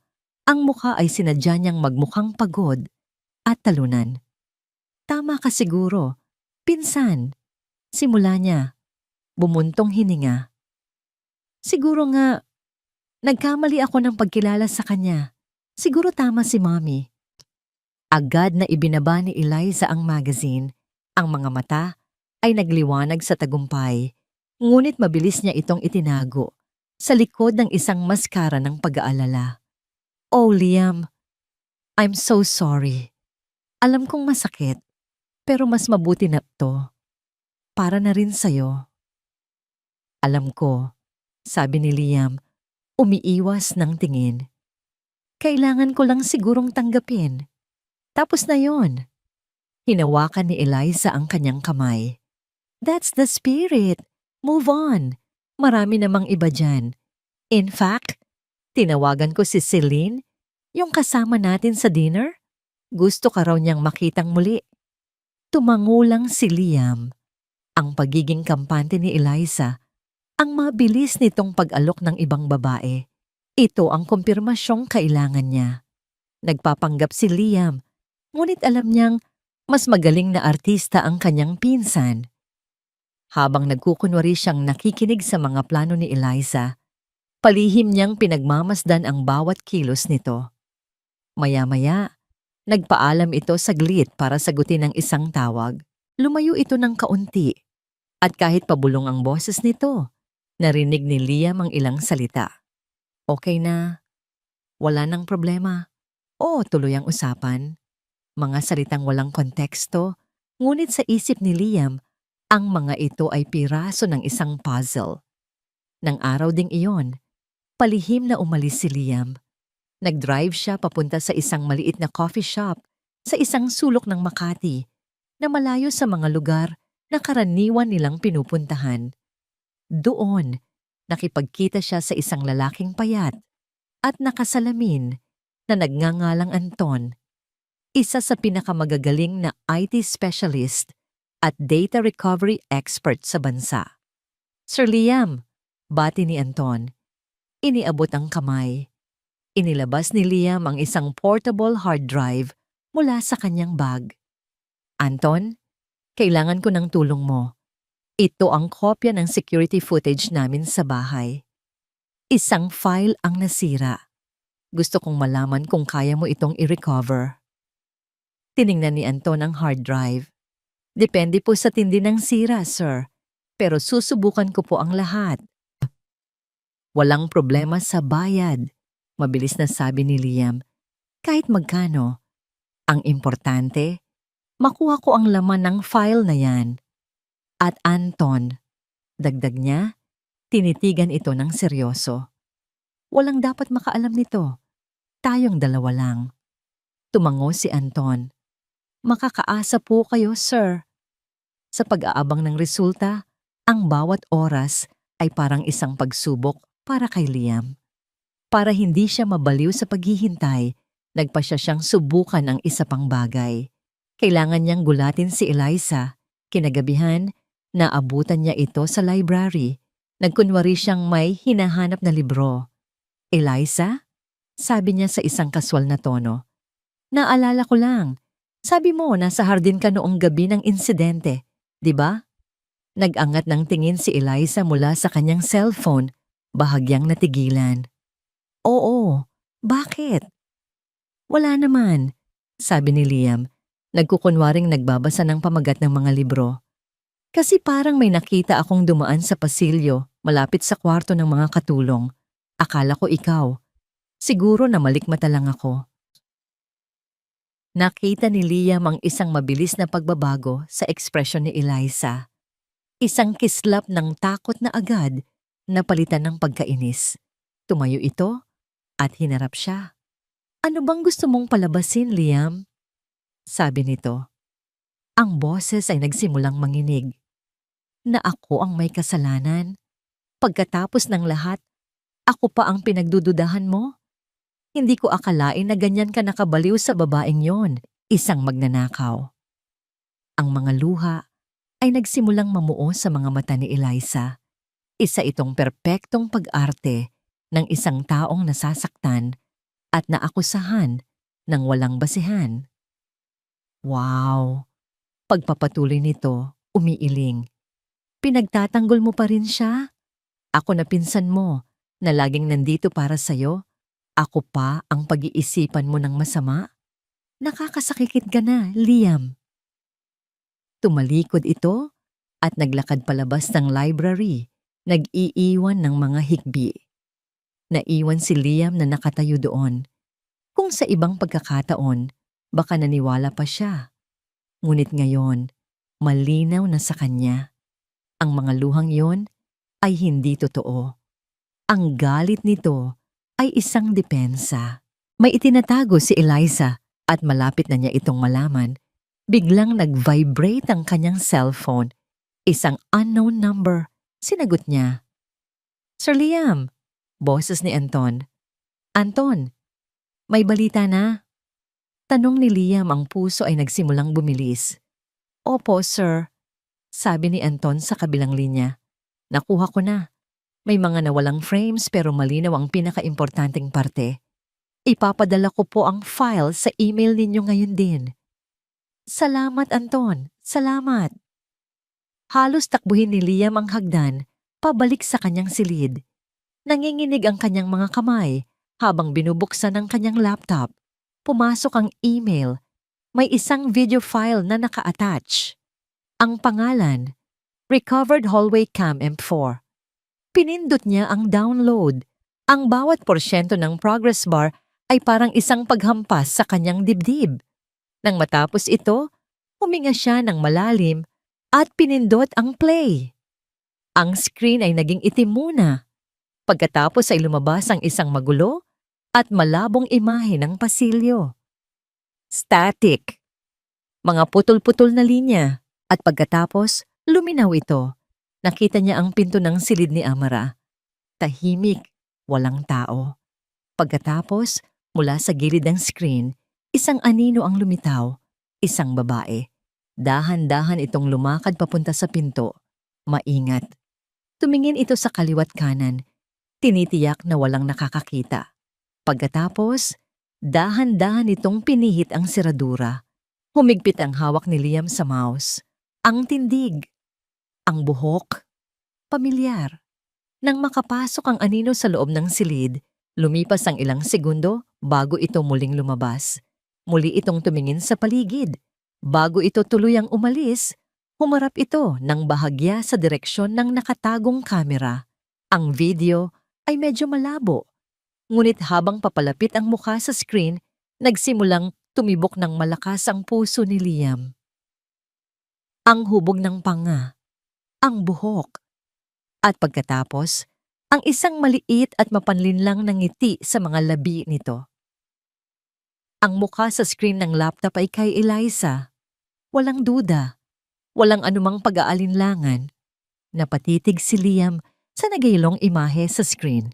Ang mapanlinlang ng ngiti, ang mga matang puno ng tagumpay. Ang lahat ng pagdududa sa kanyang isip ay naglaho at napalitan ng isang bagay na mas matindi, mas malamig. Isang dalisay at nagngangalit na galit. Hindi lang si Amara ang niloko nito. Niloko silang lahat. Pinaglaruan nito ang kanyang tiwala. Ginamit nito ang pagmamahal niya kay Amara para sirain ito. At ang pinakamasaklap sa lahat, hinayaan nitong mabulok sa kulungan ang isang inosenteng tao. Tumayo si Liam. Ang kanyang mga kamay ay nakakuyom. Hindi sapat ang simpleng komprontasyon. Ang kasinungalingang ito ay itinanghal sa harap ng buong pamilya. Ang katotohanan ay dapat ding isiniwalat sa parehong paraan. Hindi niya tinawag si Eliza. Hindi niya tinawag ang kanyang ina. Sa halip, ginawa niya ang isang bagay na mas kalkulado. Ikinonekta niya ang kanyang laptop sa malaking smart TV sa gitna ng kanilang sala. Pagkatapos, matyaga niyang pinili ang pinakamalinaw na mga frame mula sa video. Ang pagpasok ni Eliza sa silid, ang paglabas nito, at ang malinaw na kuha ng kanyang mukha. At ipinrint ang mga ito sa high-quality photo paper. Bawat piraso ng papel ay isang ebidensya. Bawat piraso ay isang pako sa kabaong ng kasinungalingan. Nang handa na ang lahat, bumaba siya. "Ma! Eliza, pwede ko ba kayong makausap sa sala? May mahalaga lang akong sasabihin," sabi niya sa isang boses na sinadya niyang maging kalmado. Nauna si Doña Imelda, ang mukha ay nagtatanong. Sumunod si Eliza, na may ngiti sa labi. Marahil ay iniisip na tuluyan ng sumuko si Liam. "Ano ito, Liam?" Tanong ng kanyang ina pagkaupo nito. Hindi sumagot si Liam. Kinuha niya ang remote control. Sa isang pindot, ang malaking screen sa harap nila ay umilaw. At ang video ay nagsimulang mag-play.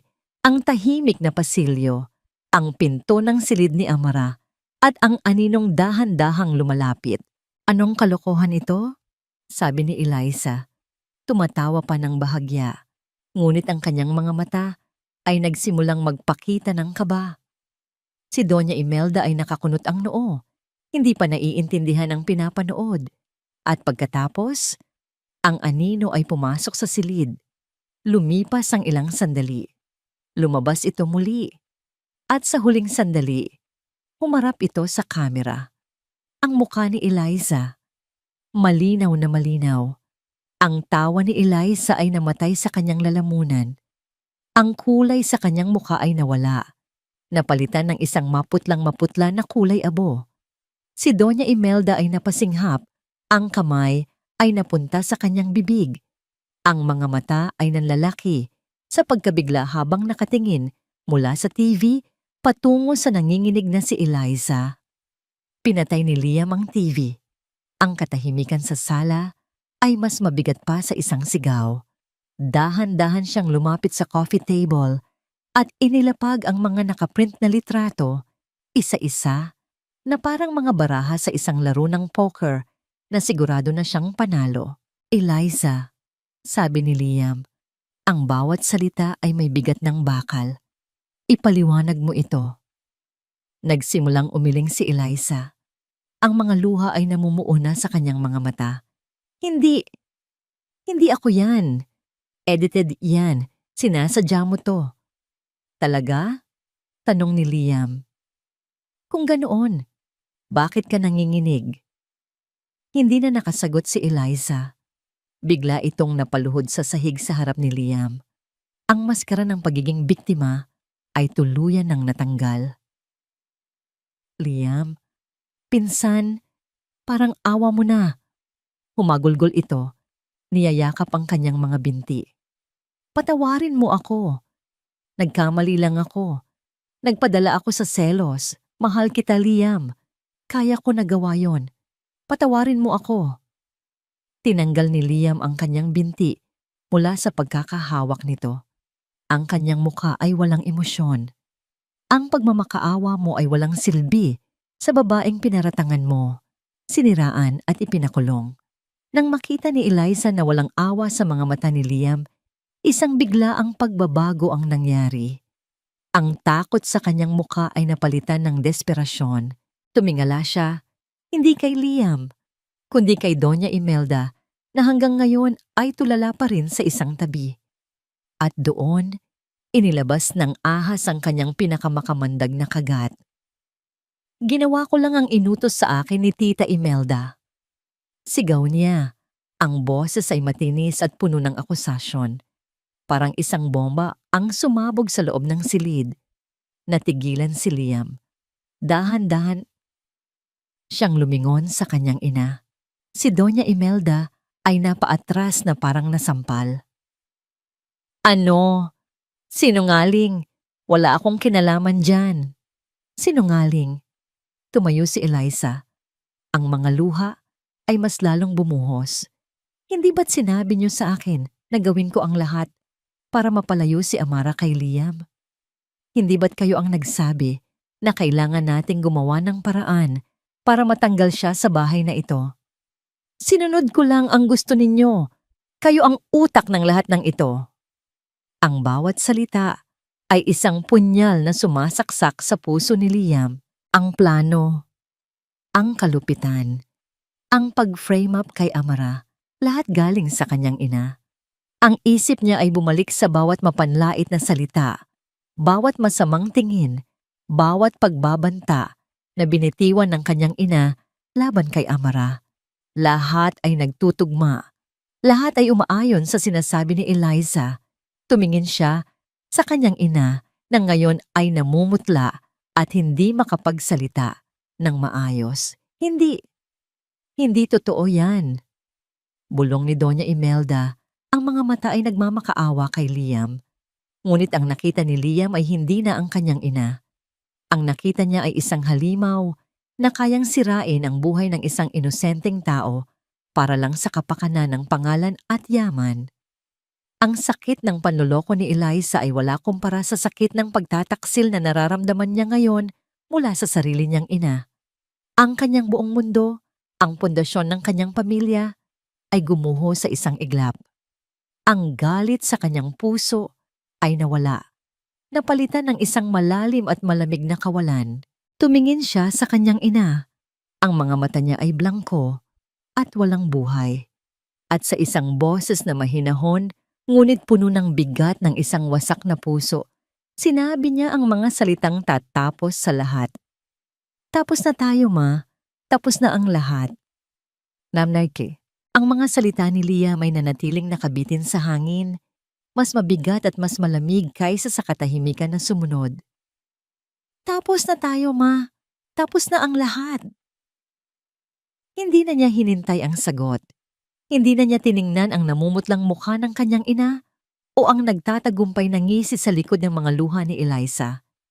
Tumalikod siya at naglakad paakyat sa kanyang silid. Ang bawat hakbang ay isang pagputol sa kadenang gumagapos sa kanya sa pangalang Valderrama sa loob ng 25 taon. Ang kanyang silid, na dati isang santuwaryo, ngayon ay parang isang kulungan na gawa sa ginto. Ang bawat mamahaling gamit ay isang paalala ng isang buhay na binuo sa kasinungalingan at pagmamanipula. Kumuha siya ng isang malaking itim na duffel bag at nagsimulang mag-impake. Hindi ang kanyang mga designer clothes o mamahaling relo. Ang isinilid niya ay ang mga simpleng bagay, ilang t-shirt, isang pares ng maong, ang kanyang lumang laptop, at ang litrato ni Amara na nakatago sa kanyang drawer. Iyon lang. Iyon lang ang kailangan niya. Narinig niya ang mahinang katok sa pinto. Si Doña Imelda. "Liam, anak, parang awa mo na," sabi nito mula sa labas. Ang boses ay basag. "Mag-usap tayo. Hindi totoo ang sinasabi ni Eliza. Patibong lang yon." Hindi sumagot si Liam. Ipinagpatuloy niya ang pag-aayos. "Hindi mo ako pwedeng iwan ng ganito." Ang boses ng kanyang ina ay nagsimulang maging desperado. "Ako ang ina mo. Pamilya tayo." Pamilya.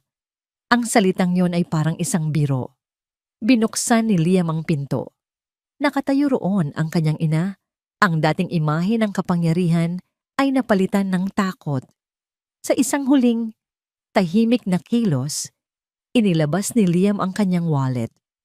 Kinuha niya ang lahat ng kanyang credit cards, platinum, gold, black, at inilapag ang mga ito sa isang mesa sa pasilyo. Isinunod niya ang susi ng kanyang sports car at ang kanyang mamahaling relo. "Hindi ko na kailangan ng mga ito," sabi niya sa isang boses na walang emosyon. "Simula ngayon, hindi na ako isang Valderrama." Ang bawat salita ay isang punyal na tumagos sa puso ni Doña Imelda. Nakikita ni Liam ang sakit at pagkabigla sa mga mata nito, ngunit wala na siyang naramdamang awa. Ang kanyang puso ay manhid na. "Saan ka pupunta?" Humahabol na tanong ng kanyang ina habang naglalakad siya palayo. Huminto si Liam, ngunit hindi siya lumingon. "Pupuntahan ko ang taong dapat kong pinaniwalaan mula pa sa simula." Nilagpasan niya ang mga katulong na nakayuko sa pasilyo, ang mga security guard na nag-iwas ng tingin. Lumabas siya ng mansyon dala lang ang kanyang duffel bag, naglakad palabas ng dambuhalang gate at hindi na muling lumingon. Ang ginintuang hawla ay naiwan na niya sa kanyang likuran. Ang kanyang unang destinasyon ay hindi isang hotel o bahay ng kaibigan. Nagtungo siya diretso sa presinto ng pulis. Dala niya ang orihinal na video file at ang mga nakaprint na ebidensya. "Gusto kong magbigay ng bagong ebidensya para sa kaso ni Amara Santos," sabi niya sa desk officer. Ang kanyang boses ay matatag at puno ng awtoridad na ngayon lang niya natagpuan sa sarili. Sa loob ng isang oras, isinalaysay niya ang lahat. Ipinakita niya ang video. Ibinigay niya ang kanyang formal na salaysay. Ang ebidensya laban kay Eliza ay hindi matatawaran. Isang warrant of arrest, ang mabilis na inilabas, at isang release order para kay Amara Santos. Hinintay niya ito. Bawat minuto ay parang isang oras. Nakaupo siya sa isang bench sa labas ng presinto. Ang duffel bag ay nasa kanyang paanan. Nang sa wakas ay bumukas ang pinto, lumabas mula roon si Amara. Mas payat siya. Ang mga mata ay pagod at malalim. Ngunit nang makita niya si Liam, isang kislap ng hindi makapaniwalang pag-asa ang sumilay sa kanyang mukha. Hindi na nagsalita si Liam. Mabilis siyang lumapit at niyakap ito ng mahigpit. Isang yakap na puno ng lahat ng hindi niya masabi. "Patawarin mo ako. Naniwala ako sa kanila. Patawarin mo ako sa aking kahinaan. Patawarin mo ako dahil hinayaan kitang masaktan." Naramdaman niya ang panginginig ni Amara sa kanyang mga bisig at pagkatapos ay ang mahigpit na pagyakap nito pabalik. Doon, sa gitna ng ingay ng kalye at sa ilalim ng maruming ilaw ng poste, pareho silang umiyak. Hindi dahil sa sakit, kundi dahil sa ginhawa. "Patawarin mo ako," bulong ni Liam sa buhok nito. "Magsisimula tayo ulit. Tayong dalawa lang." Humiwalay si Amara sa yakap at tumingin sa kanya. Ang mga mata ay puno ng luha, ngunit mayroon ng bagong lakas. Saan tayo pupunta? Tumingin si Liam sa kanyang duffel bag. Pagkatapos ay sa madilim na kalsada sa kanilang harapan. Wala silang mansyon, wala silang pera, wala silang kasiguraduhan. Ngumiti siya, isang tunay na ngiti, sa unang pagkakataon sa loob ng maraming araw. Hindi ko alam, pag-amin niya. Pero magkasama tayo. At sa sandaling iyon, sapat na yon. Hawak kamay. Naglakad sila palayo sa presinto, palayo sa nakaraan.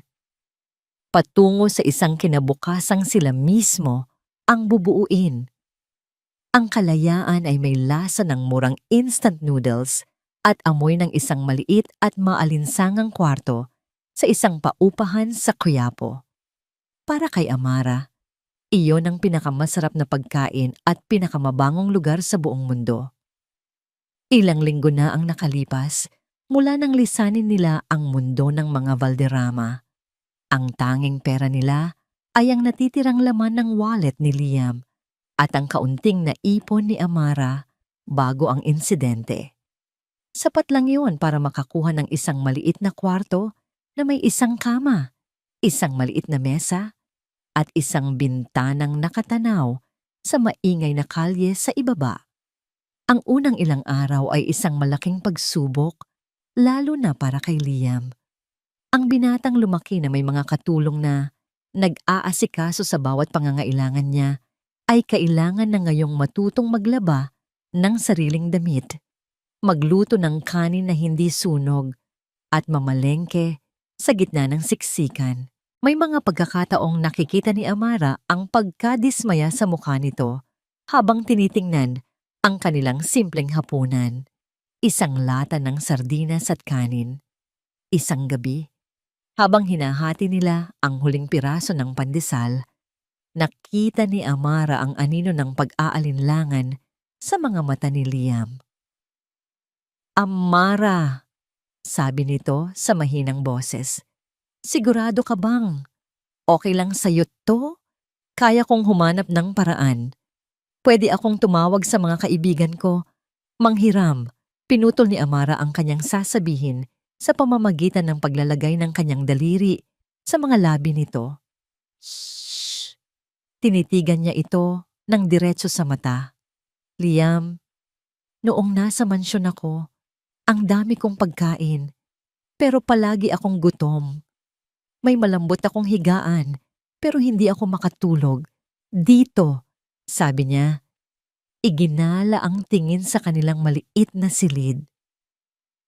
"Dito, nahihirapan tayo, pero sa unang pagkakataon sa buhay ko, panatag ako dahil kasama kita at dahil malaya tayo." Isang ngiti ang dahan-dahang sumilay sa mga labi ni Liam. Ang pag-aalinlangan sa kanyang mga mata ay napalitan ng bagong determinasyon. Hinawakan niya ang kamay ni Amara. "Tama ka, panatag din ako. Ngunit ang kapayapaan ay hindi nagbabayad ng renta. Kailangan nilang kumilos. Naghahanap si Liam ng trabaho, ngunit ang pagiging isang Valderrama na walang akses sa yaman ng pamilya ay naging isang sumpa. Walang kumpanyang gustong kumuha sa kanya, takot na baka magalit si Doña Imelda. Si Amara naman ay nahirapang makahanap ng trabaho dahil sa police record niya, kahit na na-dismiss na ang kaso. Ang kanilang pera ay paubos na. Ang pag-asa ay nagsisimulang maging isang luho na hindi na nila kayang bayaran. Isang hapon, habang naglilinis si Amara ng kanilang kwarto, isang gawain na nagbibigay sa kanya ng kaunting pakiramdam ng normalidad, isang ideya ang biglang pumasok sa kanyang isip. Huminto siya sa pagpupunas at tiningnan ang kanyang mga kamay. Ang mga kamay na ito ang alam niyang gawin. Maglinis, mag-ayos, magbigay ng kaayusan sa gitna ng gulo. Kinagabihan, nang dumating si Liam mula sa isa na namang bigong paghahanap ng trabaho, inilatag ni Amara ang kanyang plano. "Paano kung tayo ang gumawa ng sarili nating trabaho?" Simula niya, Medyo kinakabahan. Kumunot ang noo ni Liam. Anong ibig mong sabihin? Magaling akong maglinis, di ba? Sabi ni Amara. Marunong akong mag-ayos ng bahay. Alam ko ang mga tamang kemikal, ang mga tamang paraan. Paano kung magtayo tayo ng isang maliit na cleaning service? Natigilan si Liam. Tiningnan niya si Amara. At sa unang pagkakataon, hindi ang babaeng kailangan niyang protektahan ang nakita niya, kundi isang babaeng may pambihirang lakas at talino. Isang businesswoman. Ang mga mata ni Liam ay nagliwanag. Ang pagod sa kanyang mukha ay napalitan ng excitement. Amara! Henyo ka! Isang henyo! Sa huling natitirang pera nila, hindi sila bumili ng pagkain. Sa halip, bumili sila ng mga dekalidad na panlinis, mga basahan, at nagpaprint ng 100 piraso ng simpleng flyers sa isang maliit na imprenta sa kanto. Santos and Valderrama Cleaning Services, malinis na tahanan, masayang pamilya, tumawag sa. Ang pagsasama ng kanilang dalawang apelyido ay sinadya. Ang Santos para sa dignidad ng pagiging simple at ang Valderrama para sa isang pangako ng kalidad. Sila mismo ang nagdikit ng mga flyers sa mga poste, sa mga pader, sa mga bulletin board ng mga barangay. Magkasama silang naglakad sa ilalim ng init ng araw, pawis at pagod, ngunit sa unang pagkakataon, puno ng pag-asa. Lumipas ang 1 linggo na walang tumatawag. Ang kanilang munting pag-asa ay nagsimulang manghina. Ngunit isang araw, habang kumakain sila ng lugaw, biglang tumunog ang luma nilang cellphone. Nanginginig na sinagot ni Amra. Hello? Santos and Valderrama Cleaning Services? May isang babae sa kabilang linya, isang ginang na nangangailangan ng general cleaning para sa kanyang maliit na apartment pagkatapos ng isang party. Nagkatinginan sina Liam at Amara, ang kanilang mga mata ay nag-aapoy sa tuwa. Opo, pwede po kami bukas, sabi ni Amara. Iyon ang kanilang unang kliyente. Ang simula ng lahat. Kinuha nila ang trabaho at ginawa nila ito ng buong puso. Si Amara ang namuno sa paglilinis at si Liam, na may natural na talino sa negosyo, ang kumausap sa kliyente. Pagkatapos ng trabaho, ang ginang ay sobrang nasiyahan at binigyan sila ng malaking tip. Ang galing ninyo, sabi ng ginang. Sasabihin ko kayo sa mga kaibigan ko. Nang gabing iyon, habang pauwi, hawak nila ang perang kanilang pinagpaguran. Hindi ito gaanong kalaki, ngunit para sa kanila, ito ang pinakamahalagang yaman sa mundo. Huminto si Liam sa ilalim ng isang ilaw ng poste at humarap kay Amara. Hinawakan niya ang magkabilang pisngi nito. Sinabi ko sa'yo, henyo ka. Ngumiti si Amara. Hindi. Tayo ang henyo. Samantala, sa isang marangyang opisina sa Makati, isang private investigator ang naglagay ng isang brown envelope sa mesa ni Doña Imelda. Ayon po sa huling report, ma'am, nagtayo po sila ng isang maliit na negosyo, isang cleaning service. Binuksan ni Doña Imelda ang sobre at tiningnan ang mga litrato. Si Liam at Amara, magkasamang nagdidikit ng flyers. Ang mga mukha ay pagod, ngunit masaya. Isang kasangisi ang gumuhit sa labi ni Doña Imelda. Isang ngingising mapait at puno ng panguuyam. Cleaning service, bulong niya sa sarili. Tingnan natin kung gaano katagal sila tatagal. Iniisip niya, sa lalong madaling panahon, babalik din ang kanyang anak, luluhod at hihingi ng tawad. Hindi niya alam na ang abo na kanyang hinamak ay ang mismong abo kung saan isang bagong imperyo ang isisilang. Ang pagkalipas ng mga buwan ay tila mas matagal pa sa mga taon para kay Doña Imelda. Mula sa kanyang trono sa mansyon, ang tanging nakikita niya ay ang paglisan ng lahat. Ang kanyang anak, ang kanyang kapalit ay nawala. Ang kanyang pamangkin, ang tanging may alam sa kanyang mga sikreto, ay nawala rin matapos ang eskandalo. Siguro'y nagtatago na sa ibang bansa. Ang natira sa kanya ay ang pangalan Valderrama, ang kayamanan na hindi niya na halos matamasa, at ang katahimikan. Ang katahimikang ito na dati niyang hinahangad, ngayon ay parang isang malaking kawalan na bumabalot sa kanya. Wala ng mga hapunan na puno ng mga bisita at tsismis. Wala ng mga tawag sa telepono na puno ng kahilingan. Wala ng kahit anong nakapagpapasigla sa kanyang araw. Ang natira ay ang mga pader ng mansyon na tila nakikipag-usap sa kanya tungkol sa kanyang mga kasalanan. Isang gabi, habang nakaupo siya sa kanyang silid, naramdaman niya ang pagkahilo. Napahawak siya sa dibdib. Isang matalim na sakit ang kumalat doon. Nahirapan siyang huminga. Nang mahawakan niya ang kanyang cellphone, ang tanging pangalan na pumasok sa kanyang isipan ay si Liam. Ngunit alam niyang malayo na ito. Sa huling lakas niya, na-type niya ang numero ng ambulansya. Pagkagising niya, nasa isang puting kwarto siya na naamoy droga. Ang doktor ay nagsabi ng mga salitang mahirap maintindihan, atake sa puso. Kinakailangan ng operasyon. Sa mga araw na nanatili siya sa ospital, walang dumalaw, walang tumawag. Ang telepono niya ay nanatiling tahimik. Dito, sa gitna ng sakit at kawalan ng pag-asa, nagsimula siyang makakita ng mga bagay na pilit niyang itinatago. Ang mukha ng kanyang ina. Ang mga salita nito, "Huwag mong hahayaang matulad ka sa akin. Maging matatag ka, maging matalino, at higit sa lahat, huwag na huwag kang titingin sa likod." Ngunit ngayon, tila wala na siyang ibang magawa, kundi ang tumingin sa likod. Nakita niya ang batang si Imelda, ang gutom at uhaw sa pagmamahal.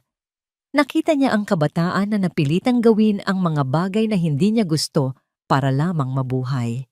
At nakita niya ang sarili niya, ang matandang Imelda, na sa pagtatakwil niya sa kanyang nakaraan, ay nagbabaon din sa kanyang puso.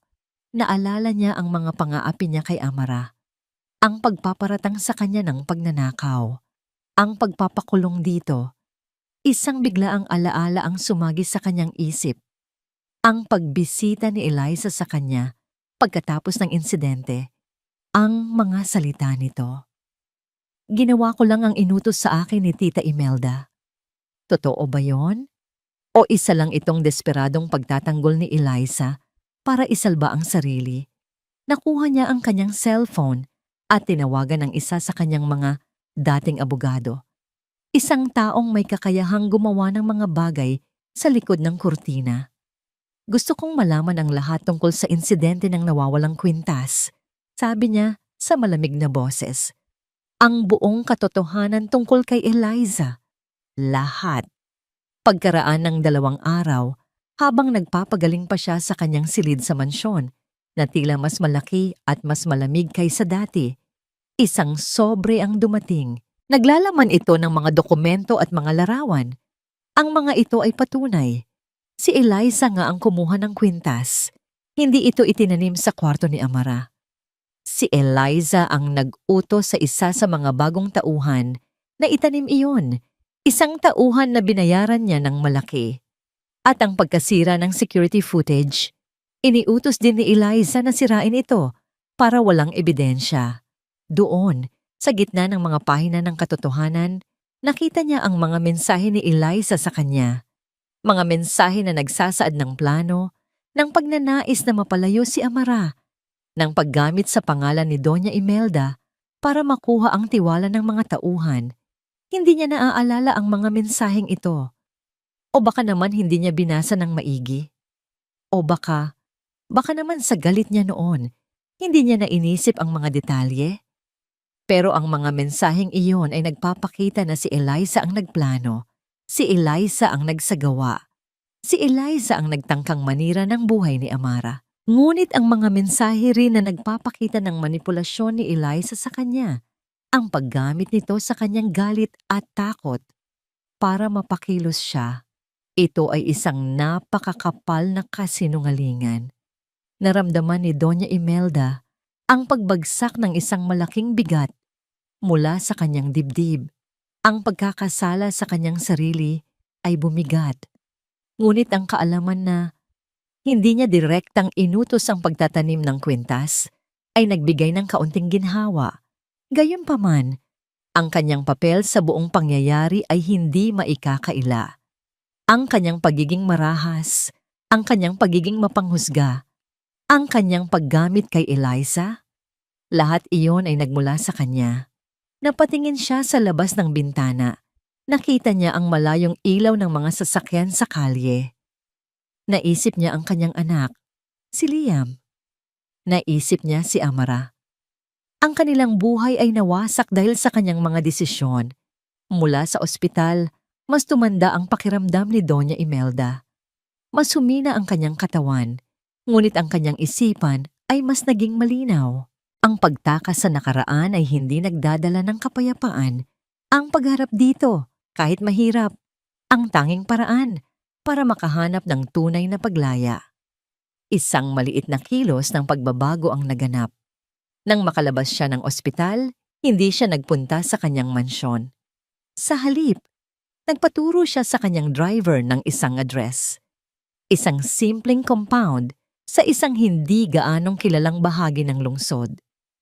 Nang makarating sila, nakita niya ang isang maliit na opisina na may karatula. Santos and Valderrama Cleaning Services. Huminto ang sasakyan. Pinagmasdan niya ang lugar. Ito ang pundasyon ng bagong buhay ng kanyang anak. Isang buhay na binuo mula sa paghihirap at pagkakaisa. Bumaba siya sa sasakyan. Ang kanyang mga tuhod ay nanginginig, ngunit ang kanyang determinasyon ay matatag. Kailangan niyang harapin ito. Kailangan niyang harapin ang mga taong kanyang nasaktan. Kailangan niyang subukang ayusin ang mga basag na salamin ng nakaraan. Ang araw ay sumisikat ng maliwanag sa labas ng malaking bintana ng opisina ng Santos and Valderrama Cleaning Services. Ang dating maliit na negosyong nagsimula sa isang kwarto sa Quiapo ay lumago na ngayon. May sarili na silang opisina, isang maliit na team ng mga empleyado, at isang reputasyon para sa dekalidad na serbisyo. Si Amara, na ngayon ay may kumpiyansa at awtoridad na bumagay sa kanyang matagumpay na pagkatao, ay nakatayo sa harap ng isang malaking mapa ng Metro Manila na puno ng mga sticky notes, mga kliyenteng hindi pa nila naaabot. Sa tabi niya, si Liam, ang kanyang partner sa negosyo at sa buhay, ay ngumingiti habang tinitingnan ang mga plano para sa susunod nilang malaking proyekto. Marami pa tayong kailangang puntahan, sabi ni Amra. May bahid ng pagka-excite sa kanyang boses. Alam ko, sagot ni Liam, hinawakan ng kamay nito. Pero tingnan mo kung gaano na tayo kalayo, Amra. Mula sa zero, ngayon, nandito na tayo. 1 taon na ang nakalipas mula nang umalis sila sa mansyon ng mga Valderrama. 1 taon ng hirap, pagsubok, ngunit higit sa lahat, 1 taon ng pagbuo ng isang buhay na tunay nilang pag-aari. Sa sandaling iyon, isang sasakyan ang huminto sa harap ng kanilang opisina. Isang sasakyang hindi nila madalas makita sa kanilang lugar. Isang mamahaling sedan. Bumaba mula rito ang isang babae. Nakasuot ito ng simple ngunit eleganteng bestida. At sa unang tingin, tila mas bata na ito kaysa sa huling pagkikita nila. Napatigil ang paghinga ni Amara. Kilala niya ang babaeng iyon. Si Doña Imelda. Dahan-dahan itong pumasok sa opisina. Ang mga mata nito ay puno ng pangamba. Ngunit mayroon ding determinasyon na hindi pa nakikita ni Amara noon. Dala nito ang isang maliit na kahon. Liam! Amara! Ang boses ni Doña Imelda ay mahina ngunit malinaw. Gusto kong humingi ng tawad. Si Liam ay tumayo, nagulat ngunit hindi nagpakita ng anumang emosyon. Si Amara naman ay nanatiling nakatayo. Ang kanyang puso ay kumakabog. Lumapit si Doña Imelda. Ang mga mata ay puno ng mga luha na hindi na nito pinigilan. Amara, anak, patawarin mo ako. Patawarin mo ako sa lahat ng sakit na naidulot ko sa iyo. Sa lahat ng pagmamalupit ko. Sa lahat ng paninira. Mula nang makilala kita, nakita ko ang refleksyon ng sarili kong nakaraan na pilit kong tinatakasan. At dahil sa takot ko, ginawa ko ang mga bagay na dapat kong pagsisihan. Inilahad ni Doña Imelda ang kahon kay Amara. Ito, ang kwintas na yon. Hindi ko ito inutos na itanim sa kwarto mo. Ngunit may kinalaman ako sa pagpaplano ni Eliza noon. Ginamit ko siya at ginamit niya rin ako. Nabubulagan ako noon sa aking pride at takot. Pero ngayon, nakikita ko na. Binuksan ni Amara ang kahon. Naroon ang kwintas. Kumikinang pa rin ito. Ngunit ngayon, hindi na ito mukhang sumpa. Para kay Amara, ito na ay isang alaala ng isang paglalakbay. Ang paglalakbay mula sa kadiliman patungo sa liwanag. Kinuha niya ang kwintas at tiningnan ito. Pagkatapos ay tumingin kay Doña Imelda. Nakita niya ang tunay na pagsisisi sa mga mata nito. Nakita niya ang isang babaeng napagod na sa kanyang mga kasalanan. Hindi naging madali ang lahat ng ito. Sabi ni Amara, ang boses ay puno ng pagpapatawad. Pero natuto ako. Natuto akong tumayo sa sarili kong mga paa. At natuto akong magmahal ng hindi sumusukat. Ngumiti si Amara. Tinanggap ko ang kwintas na yon bilang simbolo ng aking paglalakbay. At ngayon, tinatanggap ko ang iyong paghingi ng tawad. Nagulat si Doña Imelda at pagkatapos ay napaluhan ng malakas. Lumapit siya kay Amara at niyakap ito, hindi bilang isang amo sa katulong, kundi bilang isang ina sa isang anak na babae. Si Liam, na nakatayo lamang sa tabi, ay napangiti. Ang kanyang ina, ang babaeng minsan niyang kinamuhian, ay nagpapakita ng pagbabago. At ang babaeng minahal niya, ang babaeng pinaniwalaan niya, ay nagpakita ng kabutihang loob na higit pa sa inaakala niya. Ilang taon ang lumipas, ang Santos and Valderrama Cleaning Services ay isa ng malaking kumpanya, kilala sa buong bansa. Si Liam at Amara, bilang mag-asawa at business partners, ay naging inspirasyon sa marami. Naitayo nila ang kanilang sariling empire mula sa wala, gamit ang kanilang sipag, talino, at pagmamahal. Isang araw ng linggo, masayang naghahapunan sina Liam at Amara kasama ang kanilang maliit na anak na babae. Si Maya, sa kanilang bagong bahay, hindi isang mansyon, ngunit isang komportableng tahanan na puno ng init at tawanan. Sa kanilang tabi, kasama rin si Doña Imelda na ngayon ay bahagi na ng kanilang pamilya. Ang dating matriarka ay mas matanda na, ngunit ang kanyang mga mata ay puno na ng kapayapaan. Madalas niya ngayong ikinukwento ang kanyang nakaraan kay Maya. Hindi bilang isang pagmamalaki, ngunit bilang isang paalala ng mga aral na natutunan. Habang nagkukulitan sina Liam at Maya, tumingin si Amara kay Doña Imelda na nakangiti habang pinapanood ang kanyang apo. Alam mo, sabi ni Amara, ang boses ay puno ng pagmamahal. Ang dami kong nilinis na mga bahay. Ang dami kong inayos na mga gulo. Tumingin si Liam sa kanya, nagtatanong. Pero sa huli, patuloy ni Amara, hinawakan ang kamay ni Liam at tumingin sa kanilang anak. Ang pinakamahalagang trabaho na nagawa ko ay ang paglilinis ng mga basag na puso at ang pagbuo muli ng isang pamilya.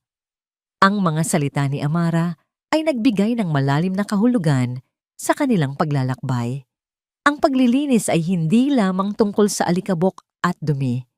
Ito ay tungkol sa pag-alis ng mga kasinungalingan, pagpapatawad sa mga kasalanan, at paglilinis ng mga sugat sa puso. At sa pagtatapos ng kanilang kwento, sa gitna ng init ng kanilang tahanan, napatunayan nila na ang tunay na pag-ibig at pagpapatawad ay kayang linisin maging ang pinakamalalim na sugat at buuin muli ang anumang nawasak. At dito nagtatapos ang kwento ni na Amara Santos at Liam Valderrama. Sa inyong lahat na naging bahagi ng paglalakbay na ito, mula sa simula hanggang sa katapusan, taos puso akong nagpapasalamat. Ang bawat salita, bawat pangungusap na inyong narinig ay nagmula sa pusong puno ng pag-asa na makapagbigay ng isang kwentong makapupukaw ng damdamin at makapagbibigay inspirasyon. Sa pagsusulat ng kwentong ito, naranasan ko ang saya ng paglikha ng mga tauhang nakadama ng matinding pagsubok, ng pag-ibig na tila imposible at ng pag-asang hindi kailanman namamatay. Sa bawat kabanata, nakasama ko sina Amara at Liam sa kanilang pagharap sa mga hamon, sa kanilang paglalakbay mula sa kawalan patungo sa pagkakakilanlan, mula sa pagkakapiit patungo sa kalayaan. Ang pag-ibig, tulad ng nakita natin, ay hindi lamang tungkol sa kilig o sa tamis. Ito ay tungkol sa pagtitiwala, sa pagpapatawad at sa pagharap sa katotohanan. Gaano man ito kasakit, ito ay tungkol sa pagtanggap sa ating mga kahinaan at sa pagiging lakas ng isa't isa. Higit sa lahat, ipinakita ng kanilang kwento na kahit sa pinakamadilim na pagkakataon, laging may puwang ang pag-asa. Pag-asang kayang bumuo ng bagong simula mula sa mga abo ng nakaraan. Sana'y ang mga aral na ito ay nanatili sa inyong puso. Sana'y ang kwento ni na Amara at Liam ay nagpaalala sa inyo ng kapangyarihan, ng pagmamahal, ng kahalagahan ng pagpapatawad at ng walang hanggang kakayahan ng ating mga puso na umasa at magmahal muli. Nais ko kayong anyayahan na ibahagi ang inyong mga saloobin at damdamin tungkol sa kwentong ito. Ano ang mga eksenang pinakanagmarka sa inyo? Anong mga aral ang inyong natutunan? Ang inyong mga mensahe ay napakahalaga sa akin. Muli, maraming salamat sa pagsama sa akin sa paglalakbay na ito. Hanggang sa muli nating pagkikita sa mga susunod pang kwento. Kwentong Damdamin TV.